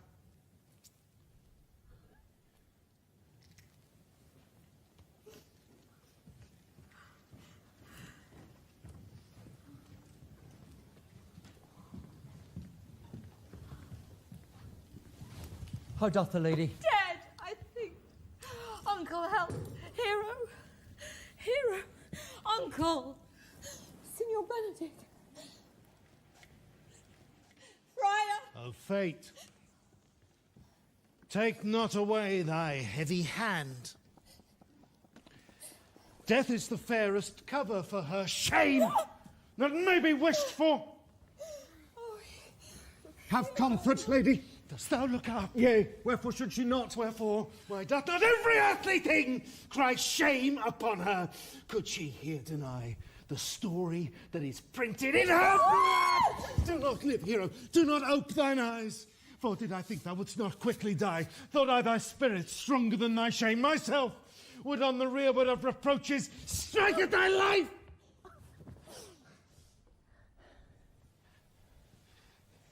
Grieved I had but one. Oh, one too much by thee. Why had I one? Why ever wast thou lovely in mine eyes? Why had I not, with charitable hand, took up a beggar's issue at my gates, who, smirched thus and mired with infamy, I might have said, no part of it is mine. This shame derives itself from unknown loins. But mine, and mine I loved, and mine I praised, and mine that I was proud on, mine so much that I myself was to myself not mine valuing of her. Why, she is fallen into a pit of ink, that the wide sea hath drops too few to wash her clean again, and salt too little which may season give to her foul tainted flesh. Sir, be patient. For my part, I'm so attired in wonder I know not what to say. Oh, on my life, my cousin is belied. Lady, were you her bedfellow last night? No, truly not. Although till last night I have these 12 months been her bedfellow. Confirmed? Confirmed. Oh, that is stronger maid, which was before barred up with ribs of iron. Would the two princes lie, and Claudio lie, who loved her so that, speaking of her foulness, washed it with tears? Hence from a little day! Hear me a little. For I have only been silent so long, and given way unto this course of fortune by noting of the lady. I have marked 1,000 blushing apparitions to start into her face. 1,000 innocent shames in angel whiteness beat away those blushes, and in her eye there hath appeared a fire to burn the errors that these princes hold against her maiden truth. Call me a fool, trust not my reading, nor my observation, my reverence, calling, nor divinity. If this sweet lady lie not guiltless here under some biting error. Friar, it cannot be. Thou sayest that all the grace that she hath left is that she will not add to her damnation a sin of perjury. She not denies it. Lady, what man is he you are accused of? They know that to accuse me, I know none. If I know more of any man alive than that which maiden modesty doth warrant, let all my sins lack mercy. O my father, prove you that any man with me conversed at hours unmeet, or that I yesternight maintained the change of words with any creature. Refuse me, hate me, torture me to death. There is some strange misprision in the princes. Two of them have the very bent of honour. And if their wisdoms be misled in this, the practice of it lives in John the Bastard, whose spirits toil in frame of villainies. I know not. If they speak but truth of her, these hands shall tear her. If they wrong her honour, the proudest of them shall well hear of it. Time hath not yet so dried this blood of mine, but they shall find, awaked in such a kind, both strength of limb and policy of mind, ability in means, and choice of friends, to quit me of them thoroughly. Pause a while, and let my counsels sway you in this case.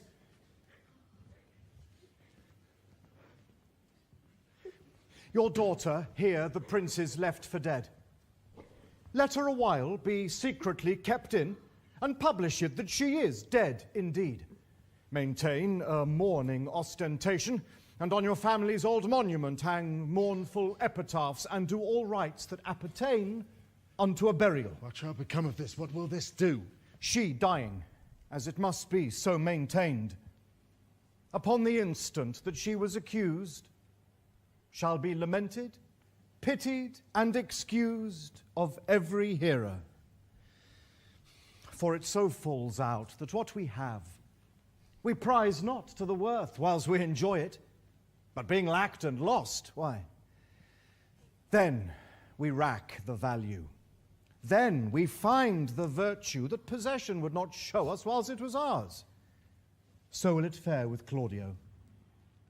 When he shall hear she died upon his words, The idea of her life shall sweetly creep into his study of imagination, and every lovely organ of her life shall come apparelled in more precious habit, more moving, delicate, and full of life than when she lived indeed. Then shall he mourn and wish he had not so accused her.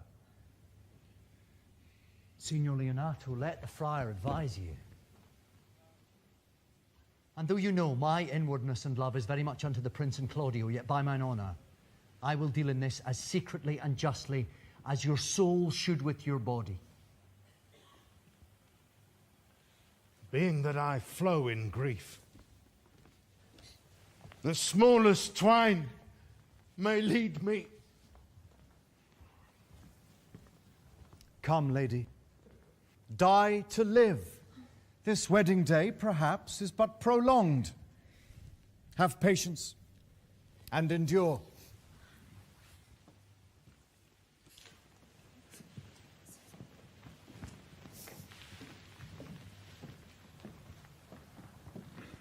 Lady Beatrice. Have you wept all this while? Yea. And I will weep a while longer. I will not desire that. You have no reason, I do it freely. Surely. I do believe your fair cousin is wronged. Oh. How much might the man deserve of me that would right her? Is there any way to show such friendship? A very even way, but no such friend. May a man do it? It is a man's office, but not yours.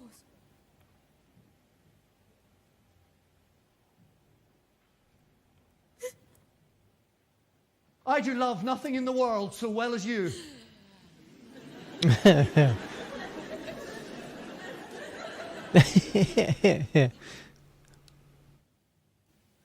It's not that strange. As strange as the thing I know not.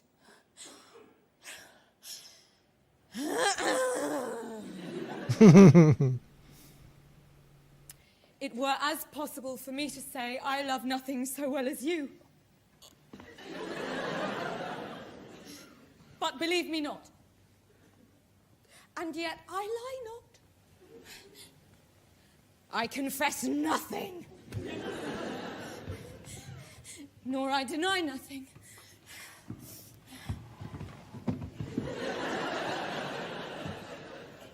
I'm sorry for my cousin. By my sword, Beatrice, thou lovest me. Do not swear by it and eat it. I will swear by it that you love me. I will make him eat it that says I love not you. Will you not eat your word? With no sauce that can be devised to it. I protest. I love thee.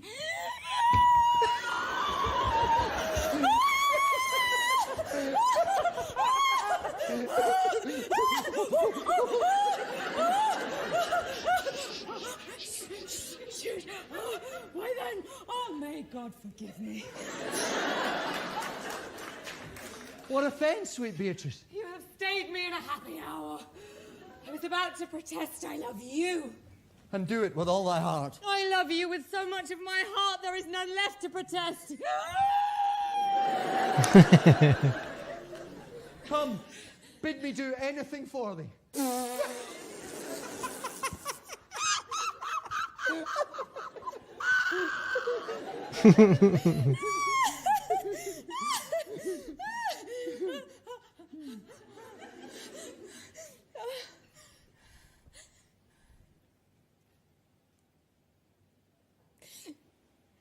Kill Claudio.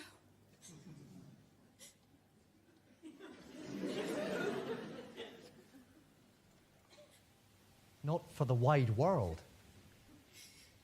You kill me to deny it. Farewell. Tarry, sweet Beatrice. Oh, I'm gone, though I'm here. There's no love in you. May I pray you let me go? Beatrice. In faith, I will go. We'll be friends first. You dare. Easier be friends with me than fight with mine enemy. Is Claudio thine enemy?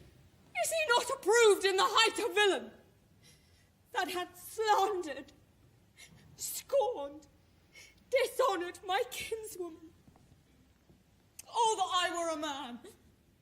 What, bear her in hand until they come to take hands, and then with public accusation, uncovered slander, unmitigated rancour, oh God, that I were a man! I would eat his heart in the marketplace. Hear me, Beatrice. Talk with a man in the open air. A proper say. Nay, but Beatrice. Sweet hero, she is wronged. She is slandered. She is undone. Princes and counties. Surely a princely testimony. A goodly count. Count Comfort, a sweet gallant, surely. Oh, that I were a man for his sake. Or that I had any friend would be a man for my sake. But manhood is melted into curtsies, valour into compliment, and men are only turned into tongue. And trim ones too. He is now as valiant as Hercules, who only tells a lie and swears it. I cannot be a man with wishing. Therefore I will die a woman with grieving. Tarry, good Beatrice, by this hand, I love thee. Use it for my love some other way than swearing by it. Think you, in your soul, the Count Claudio hath wronged Hero? Yea. As sure as I do have a thought or a soul. Enough. I'm engaged. I will challenge him.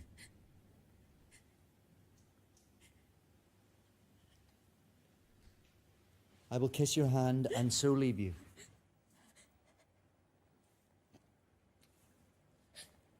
By this hand, Claudio shall render me a dear account. As you hear of me, so think of me.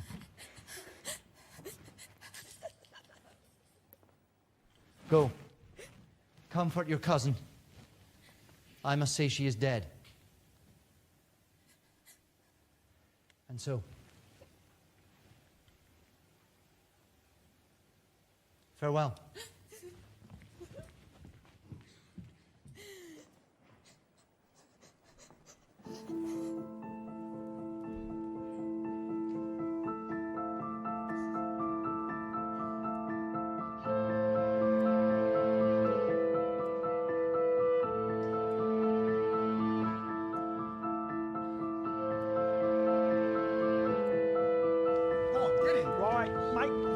Come, make way! Coming through! Excuse me, please! Forsooth, is our whole dissembly appeared? ¿Quiénes son los acusados? ¿Qué? Which be the malefactors? Marry, that am I and my partner. Nay, that's certain. We have the exhibition to examine. But which are the offenders that are to be examined? Let them come before Master Constable. Nay, Mary, let them come before me. What is your name, friend? Baraccio. Pray, write down Baraccio. Your Sirrah? I'm a gentleman, sir, and my name is Conrad. Write down Master, Gentleman Conrad. Masters! Do you serve God? Yea, sir. We hope. Write down that they hope they serve God. And write God first, for God defend, but God should go before such villains. Masters, it is proved already that you are little better than false knaves. How answer you for yourselves? Signor, decimos que falso. A marvellous witty fellow, I assure you. But I shall go about with him. Come you hither, Sirrah. A word in your ear, sir. Oh. I say to you, it is thought you are false knaves. Sir, I say to you, we are. Minimi Cursor 96 said he how's it going, Minimi? Stand aside. For God, they are both in a tale. You're at the best Have part. you written down that they are none? Dogberry. Master Constable, you go not the way to examine. You must call forth the watch, that are their accusers. Yea, marry, that's the eftest way. Let the watch come forth. Masters, I charge you in the prince's name. Minimi Cursor 96 said, how are you? This man said, sir, that Don John, the prince's brother, Doing was well, a watching villain. Right Shakespeare. now, Prince John a villain. Why, this is flat perjury to call the prince's brother villain. Master Constable. Prithee, fellow peace, I do not like thy look, I promise thee. What heard you him say else? No, that he had received 1,000 ducats of Don John for accusing the lady hero wrongfully. Flat burglary as ever was committed. By the mass, that it is. What else, fellow? And the Count Claudio did mean, upon his words, to disgrace Hero before the whole assembly and not marry her. Oh, villain, thou wilt be condemned into everlasting redemption for this. What else? This is all. And this is more, masters, than you can deny. Prince John is this morning secretly stolen away. Hero was in this manner accused, in this very manner refused. And upon the grief of this, suddenly died. Master Constable, let these men be brought to Leonardo. I will go before and show him their examination. Off, coxcomb! God's my life, where's the sexton? Let him write down, Prince's officer, coxcomb. Oh, where you are an ass. You are an ass. Dost thou not suspect my place? Dost thou not suspect my years? Oh, that he were here to write me down an ass. But masters, remember that I am an ass. Though it not be writ down, yet forget not that I am an ass. No, thou villain, thou art full of piety, as shall be proved upon thee by good witness. I am a wise fellow, and which is more, an officer. And which is more, a householder. And which is more, a prettier piece of flesh as any in Messina. and law. One that knows the law, go to. Rich. And a rich fellow enough, go to. And losses. And a fellow that hath had losses, and one that hath had... Two coats, and everything handsome about him. Come, bring him away. Oh, that I had been writ down an ass. Oh. I love Dogberry. He's my favorite character in this entire production.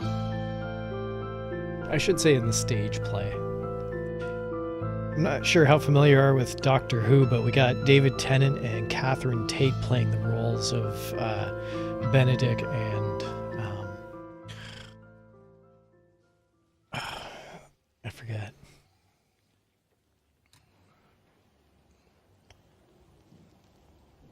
If you go on thus, you will kill yourself. And 'tis not wisdom thus to second grief against I yourself. pray thee cease thy counsel, which falls into mine ears as profitless as water in a sieve. Give not me counsel,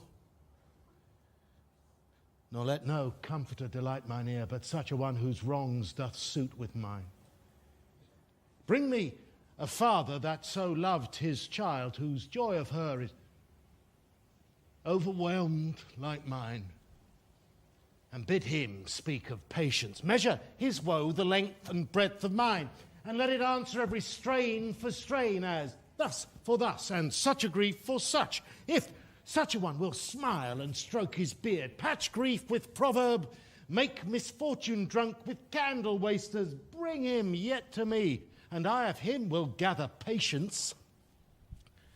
But there is no such man. Give me no counsel. My griefs cry louder than advertisement.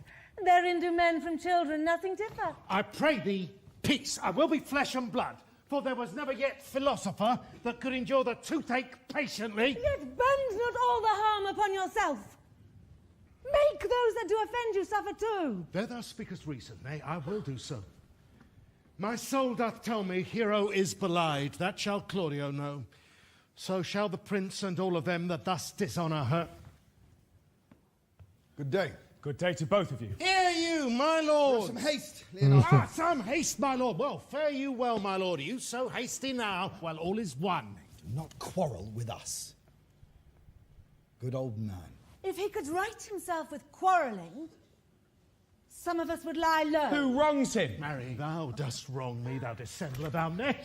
Never lay thy hand upon thy sword, I fear thee not. Marry, beshrew my hand if it to give your age such cause of fear. In faith, my hand meant nothing to my sword. Tush, man! Never fear and jest at me! I speak not like a dotard nor a fool! Thou hast so wronged my innocent child and me that I am forced to lay my reverence by, and with grey hairs and bruise of many days, to challenge thee to trial of a man, I say... Thou hast belied mine innocent child. Thy slander hath gone through and through her heart. And she lies buried with her ancestors, oh, in a tomb where never scandal slept, save this of hers framed by thy villainy. My villainy! Thine, Claudio, thine I say. Sayest not right, old man. My lord, I'll prove it on his body if he dare. Away, I will not have to do with you. Canst thou so doff me? Thou hast killed my child. If thou killst me, boy, thou shalt kill a man. Peace, Leonardo! Let him answer me. Ah! Come follow me, boy. Come, sir boy, come follow me. Sir boy, I'll whip you from your foining fence. Wife, Pretentious of God. Knows I loved my child. And she is dead. Slandered to death by a villain that dare as well answer a man indeed as I dare take a serpent by the tongue. Hold you content, what man I know him, yea, and what he weighs even to the utmost scruple. A scambling, out-facing, fashion-monging boy that lies and cogs and flouts, depraves and slanders, and speaks of half a dozen dangerous words, how he may hurt his enemies if he does, and this is all. Do not you meddle, let me deal in this. Good sir, and madam, we will not wake your patience. My heart is sorry for your daughter's death. But on my honour, she was charged with nothing but what was true and very full of proof. My lord, I will not hear you. No. Come, Imogen, away.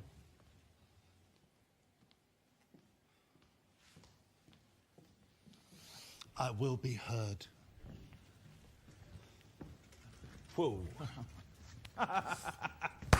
Oh. See, here comes the man we went to see. Now, Signor, what news? Good day, my lord. Welcome, Signor. You're almost come to part almost a fray. In a false quarrel, there's no true valour. I came to seek you both. We have been up and down to seek thee, for we are high-proof melancholy and would fain have it beaten away.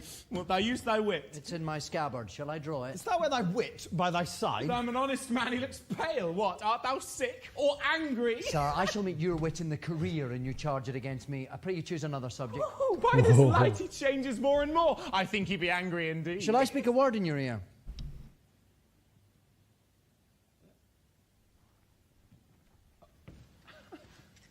God bless me from a challenge. You're a villain.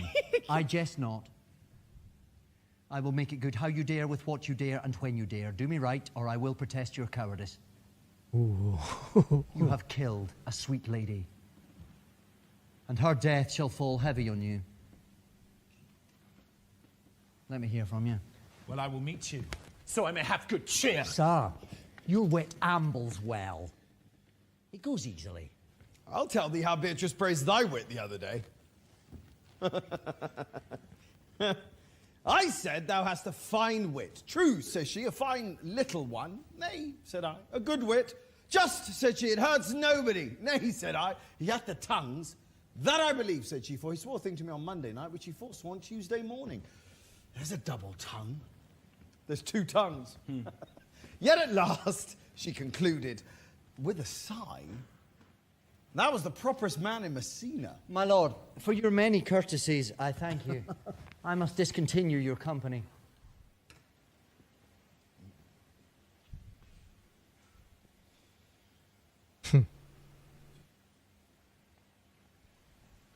Your brother, the bastard, is fled from Messina.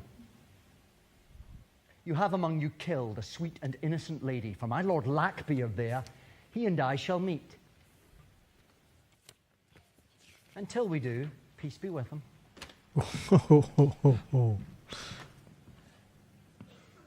Huh. He is in earnest. In most profound earnest. And I'll warrant you for the love of Beatrice. Challenge thee. Most sincerely. Soft you, did he not say my brother was fled? Come you, sir. You must be looked to. 2 of my brother's men bound. Officer, what offence have these men done? My lord, this man's... Married, sir, they have committed false reports. Moreover, they have spoken untruths. Secondarily, they are slanders. Sixthly, and lastly, they have belied a lady. Thirdly, they have verified unjust things. And to conclude, they are lying knaves.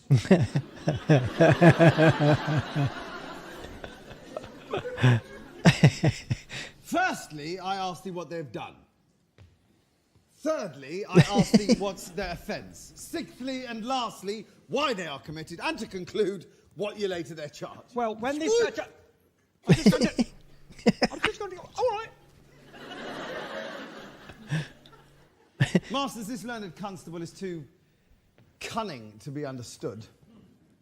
What's your offence? Sweet prince, do you hear me? And let this count kill me.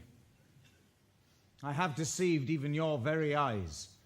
What your wisdoms could not discover, these shallow fools have brought to light, who in the night overheard me confessing to this man how your brother Don John incensed me to slander the lady hero, and how you saw me court Margaret in hero's garments. My villainy they have upon record, which I had rather seal with my death than repeat over to my shame. The lady is dead upon mine and my master's false accusation, and briefly I desire nothing but the reward of a villain.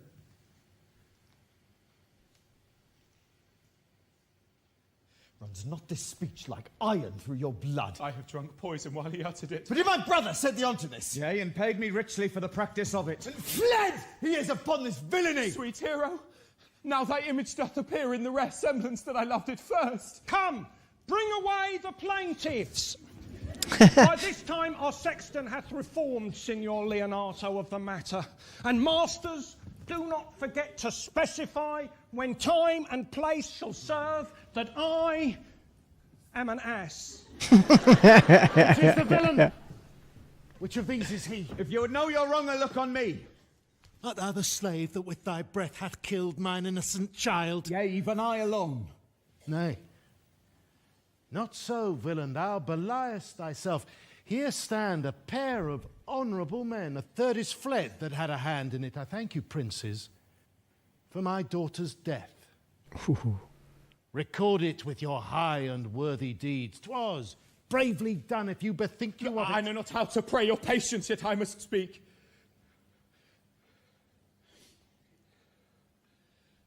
Choose your revenge yourself. Impose me to what penance your invention can lay upon my sin, yet sinned I not, but in mistaking. By my soul, nor I. And yet, to satisfy this good old man, I would bend under any heavy weight that he'll enjoin me to. I cannot bid you bid my daughter live.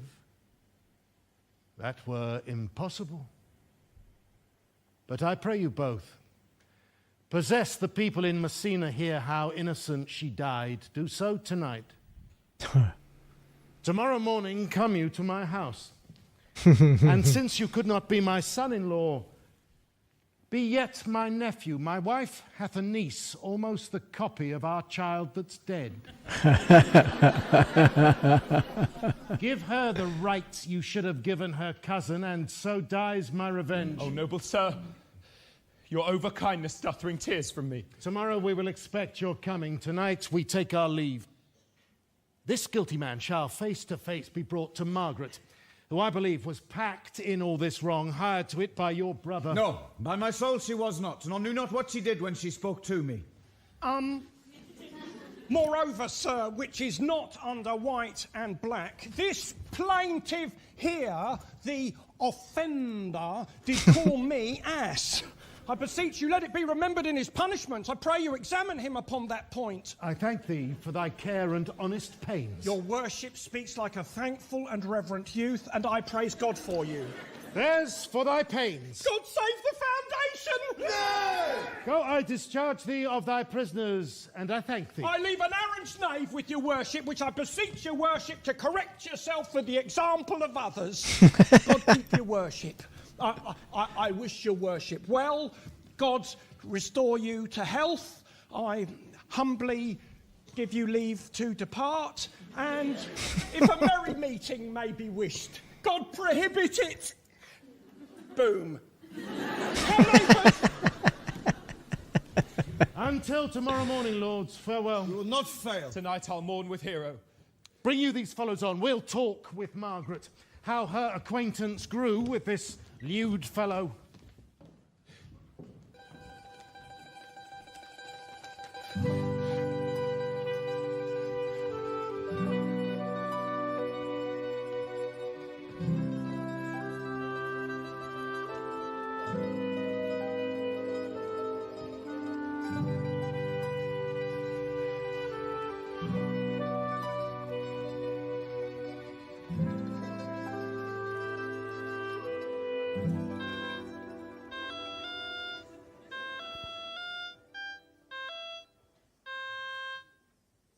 The God of love.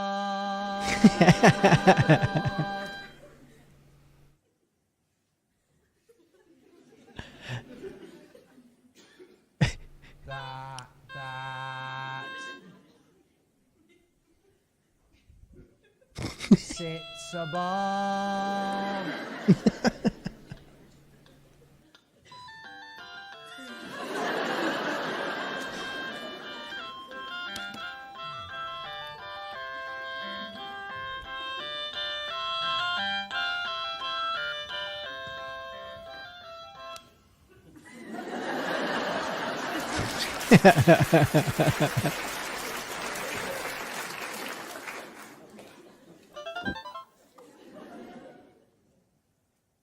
I pray thee, sweet mistress Margaret, deserve well at my hands by helping me to the speech of Beatrice. Will you then write me a sonnet in praise of my beauty? In so high a style, Margaret, that no man living shall come over it. For in most comely truth thou deservest it. To have no man come over me, why shall I always keep below stairs? Thy wit is as quick as the greyhound's mouth that catches. And yours as blunt as the fencer's foils, which hit but hurt not. A most manly wit, Margaret. It will not hurt a woman. So I pray thee, call Beatrice. I give thee the bucklers. Give us the swords. We have bucklers of our own. Well, I will call Beatrice to you, who I think hath legs.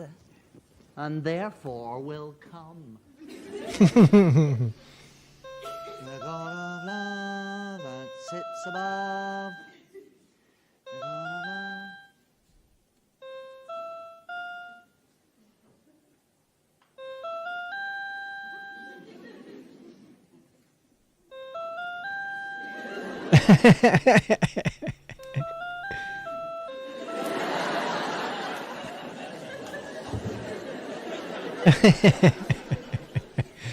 Leander, the good swimmer.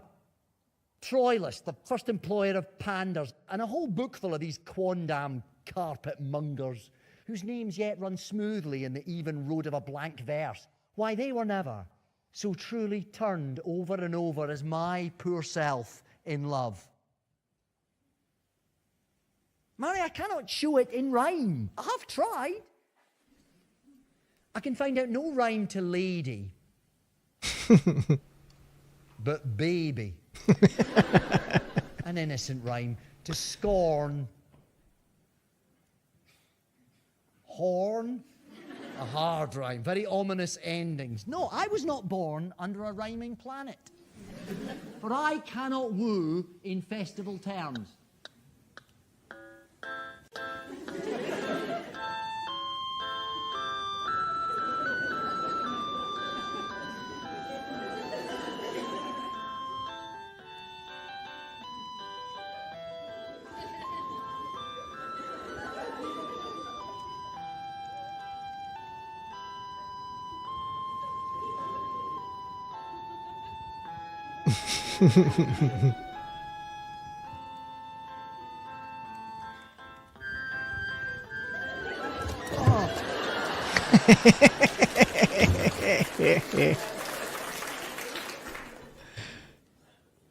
Sweet Beatrice.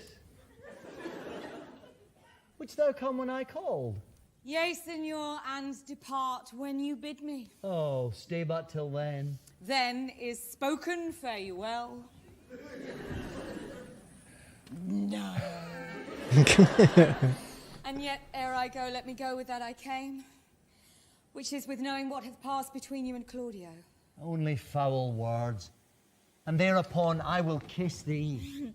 Foul words is but foul wind, and foul wind is but foul breath, and foul breath is noisome, therefore I will depart unkissed.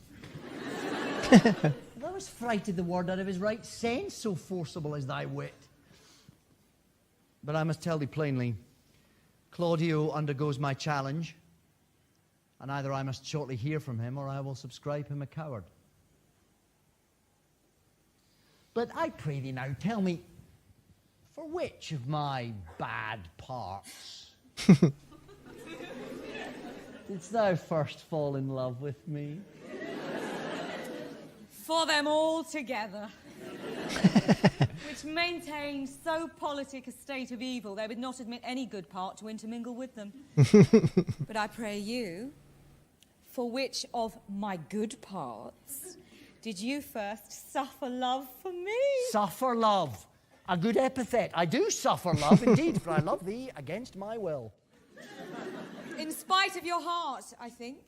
Alas, poor heart.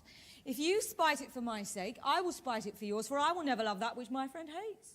Thou and I are too wise to woo peaceably. Now tell me, how does your cousin? Very ill.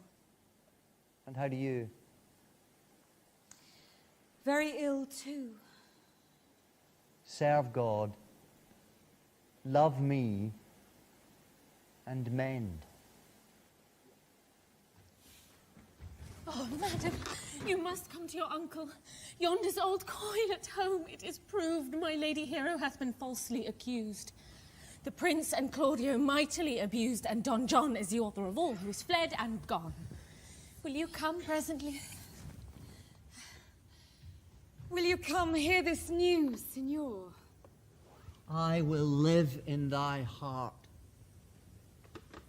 die in thy lap, and be buried in thy eyes. And moreover, I will go with thee to thy uncle's.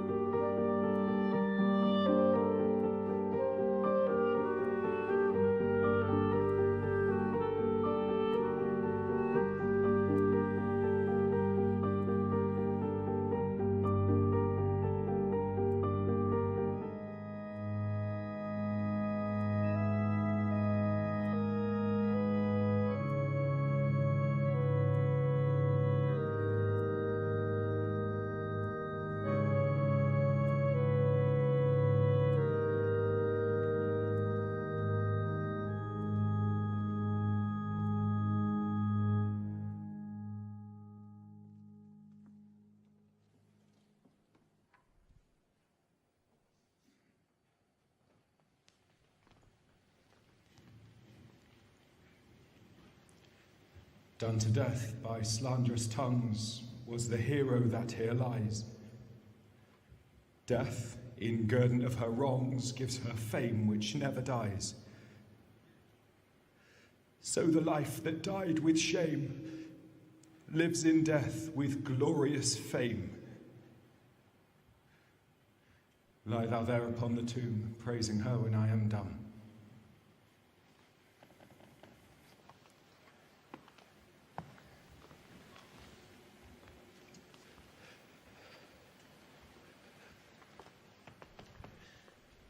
Now unto thy bones, good night. Yearly will I do this right.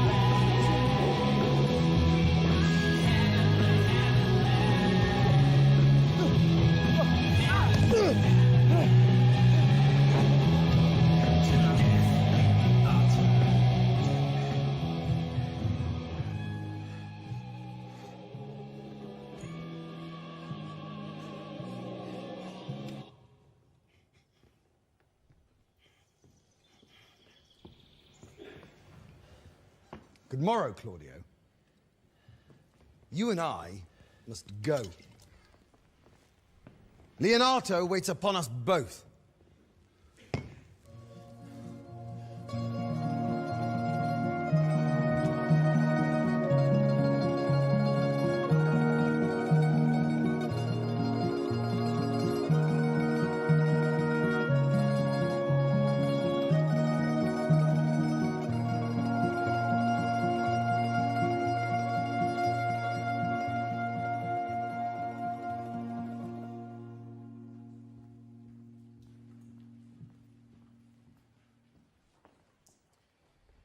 Good morrow to this fair assembly. Good morrow, Prince. Good morrow, Claudio. We here attend you. Are you yet determined today to marry with Inogen's niece? I am. Go, Inogen, and call her forth.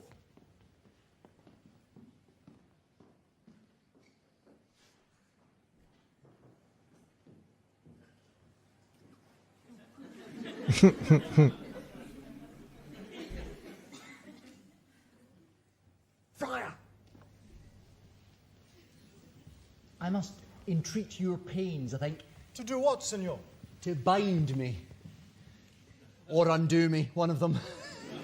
Signor Leonato, truth it is, good senor, your niece regards me with an eye of favour. That eye my daughter lent her, 'tis most true.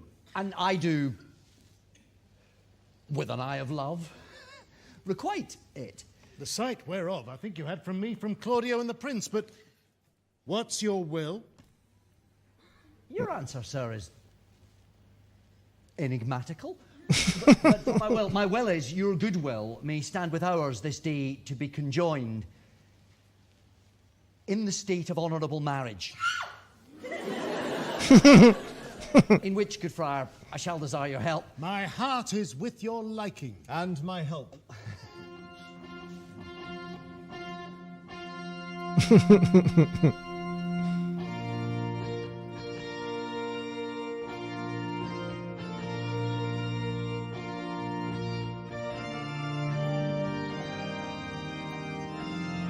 Minimi Cursor 96 said gotta love David Tennant. Gotta love David Tennant. Which is the lady I must seize upon? This same is she. And I do give you her. Why then she is mine. Sweet, let me see your face. No, that you shall not, till you take her hand before this friar and swear to marry her. Give me your hand before this holy friar. I am your husband, if you like of me.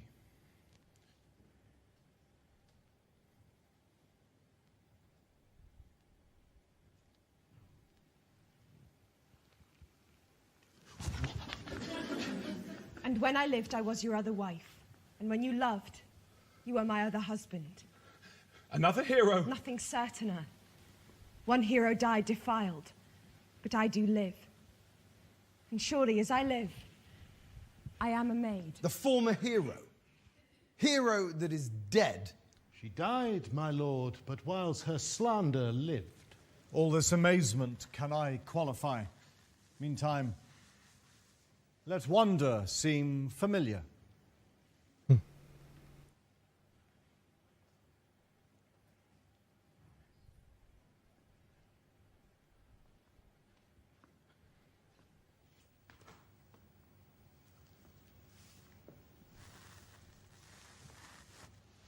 Soft and fair, lady.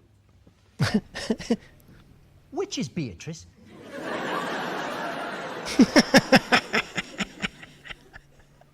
I answer to that name, what is your will?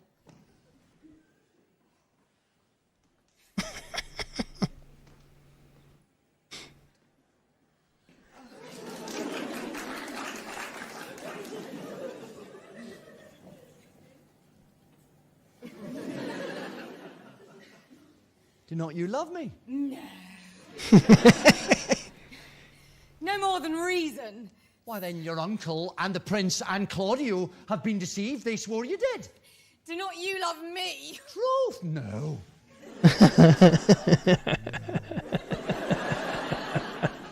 More than reason.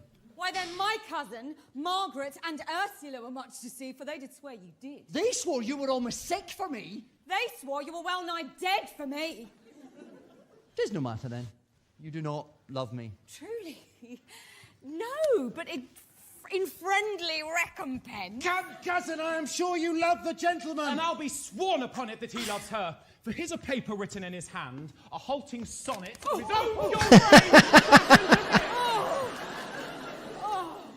And here's another, written my cousin's hand, stolen from her pocket, containing her affection unto Benedict.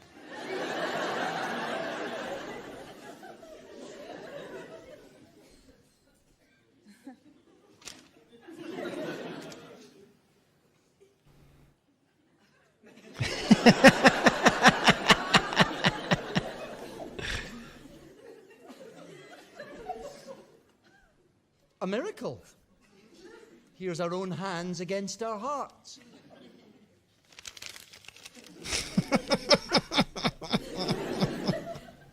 Come, I will have thee.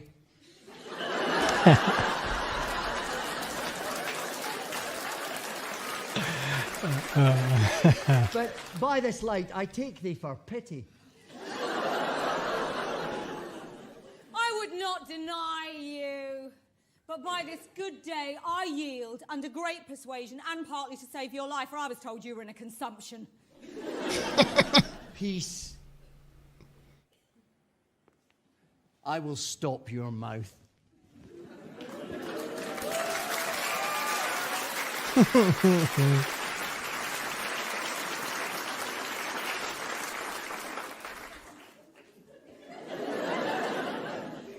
How dost thou, Benedict?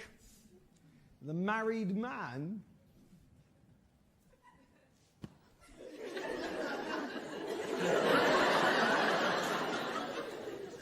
I'll tell thee what, Prince. A college of wit crackers cannot flout me out of my humour. Dost thou think I care for a satire or an epigram? No. If a man will be beaten with brains, he'll wear nothing handsome about him. In brief, since I do purpose to marry, I will think nothing to any purpose that the world can say against it. For man is a giddy thing. And this is my conclusion. For thy part, Claudio, I did think to have beaten thee. But, in that thou art like to be my kinsman, live unbruised. And love my cousin. I had well hoped thou would have denied, Beatrice, that I might have cudgelled thee out of thy single life to make thee a double dealer. Come. We're friends. We'll have a dance ere we're married, that we may lighten our own hearts and our wives heal. We'll have dancing afterwards. First of my word. Therefore, play music.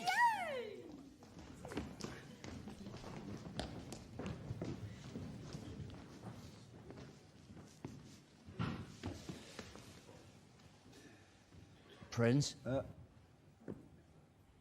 Thou art sad.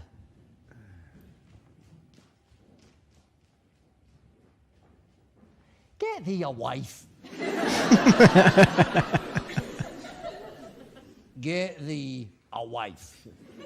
My lord, your brother John is ta'en in flight and brought with armoured men back to Messina. Think not on him till tomorrow. I'll devise brave punishments for him. Strike up! Oh, pipers!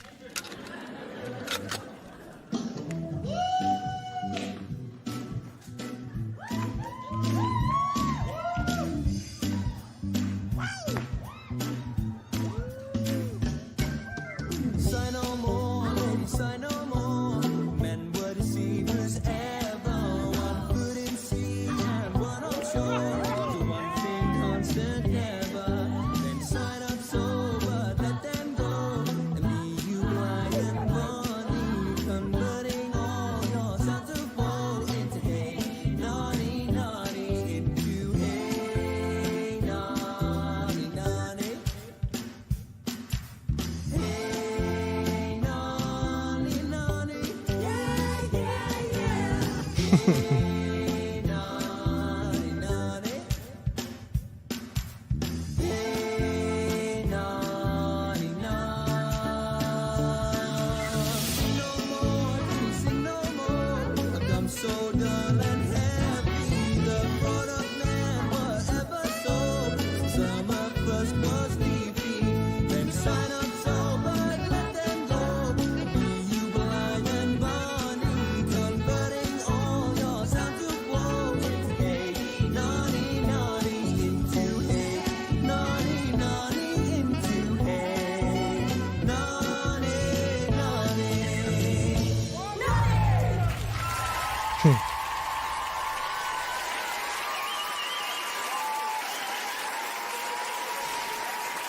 Not bad. Not bad at all.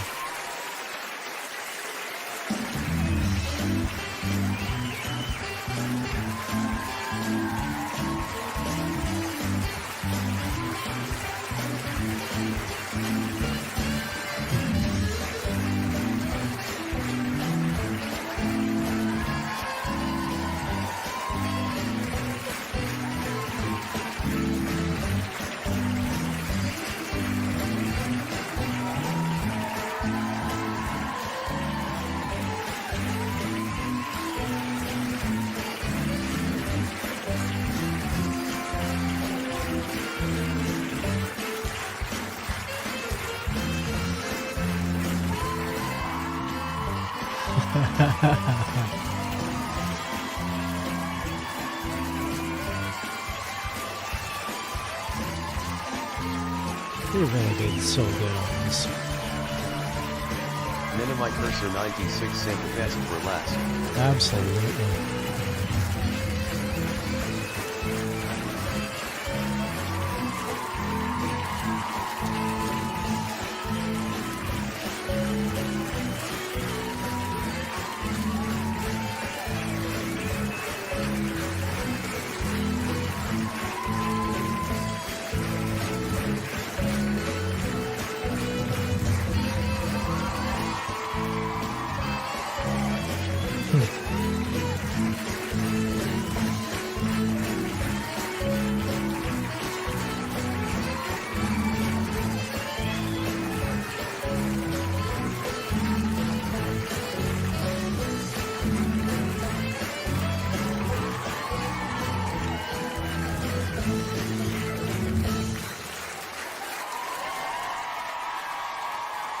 I don't think I've ever seen a triple encore.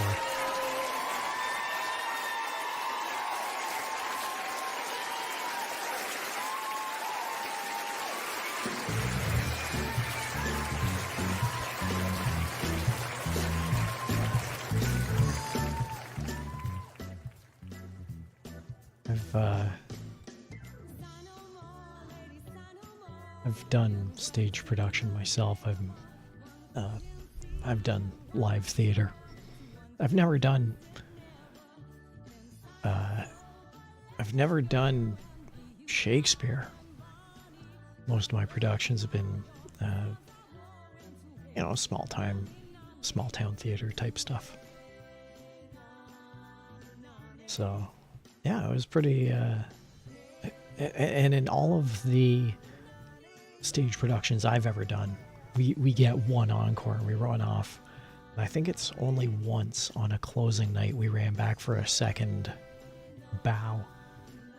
The other thing we do is we do a bow, and when we bow to the audience, we follow it up by extending a hand to the audience to thank them for attending, and further to that, a further hand to the booth in back, the audio production, the sound engineers, the lighting, all the studio techs who make it happen. We extend a thank you to them, and the keen audience goers also turn around and also give applause to the studio techs who make the magic happen. So that's something that we don't get a triple encore like what you just saw, but we do extend our thanks further to others. So yeah, that was Much Ado About Nothing, 2011.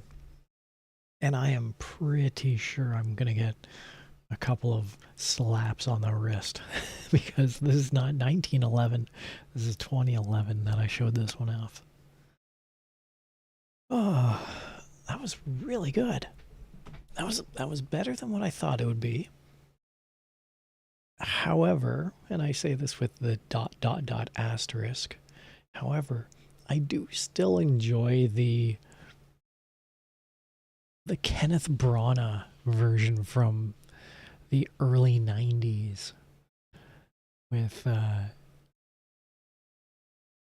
oh god, with that entire cast of characters. Keanu Reeves was in it. Michael Keaton as Dogberry. I can't remember the entire list, but it was just a who's who gallery of showstoppers in that one. What was her name? Emma Thompson, I think, played... why is this killing me? Why can I remember Benedict, but I can't remember Catherine Tate and Emma Thompson's character?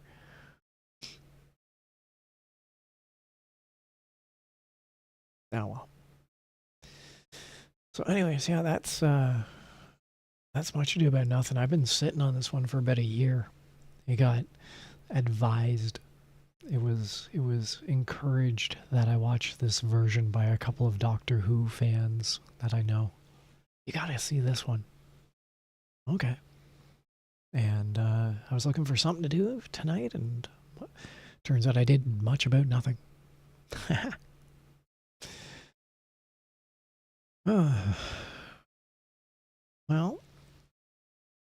I think that's that. It's going to be a pretty crazy weekend here on my end, so I don't know if I'm going to have the opportunity to stream. I hope I do. If I don't, this might be the only chance I have, maybe until Sunday perhaps. But yeah, I hope it was satisfactory. I highly encourage everyone to go and Minimicursor96 said welcome to Theater Thursdays everyone. That's not a bad idea. If I could ever come across a series of productions, maybe Shakespeare Thursdays, because this was good, and somewhere I actually do have Much Ado About Nothing, the Kenneth Branagh version. Maybe throw that on. Make it maybe every Thursday, maybe every second Thursday, maybe even a monthly Thursday thing. But that's not a bad idea. I don't mind that, because this was kind of good. Oh, with that said, I'm pretty exhausted. I'm glad you stuck around to the end there, Mini-Me. It's always good having someone to watch and to banter off of. Yep, I'm gonna call it. It's just shy of 3 hours, and yeah, if you get the chance, because I know that you, Mini-Me, I know that you tuned in late, much like anyone else who may be watching. If you get the chance, rewind and watch the first half, which is definitely the funnier half, I'll say. And I only advise that because the stream might not be up. The stream might... There might be some slapping of the wrist, and I might have to take the stream down. So just make sure you bookmark this URL. 96 said anytime. Great seeing you though, and sure. Absolutely, it's always good having you around there, jury foreman Mini-Me. Always great having you around, as well as anyone else who might be lurking in the background and might be watching this on a quote-unquote potential VOD. Who knows? Until next time, everybody. I appreciate you showing up. I appreciate you watching. There was no intro to this stream, and by God, there's going to be no outro. Thanks for watching, everyone. You have yourselves a great night. Take care, and bye-bye.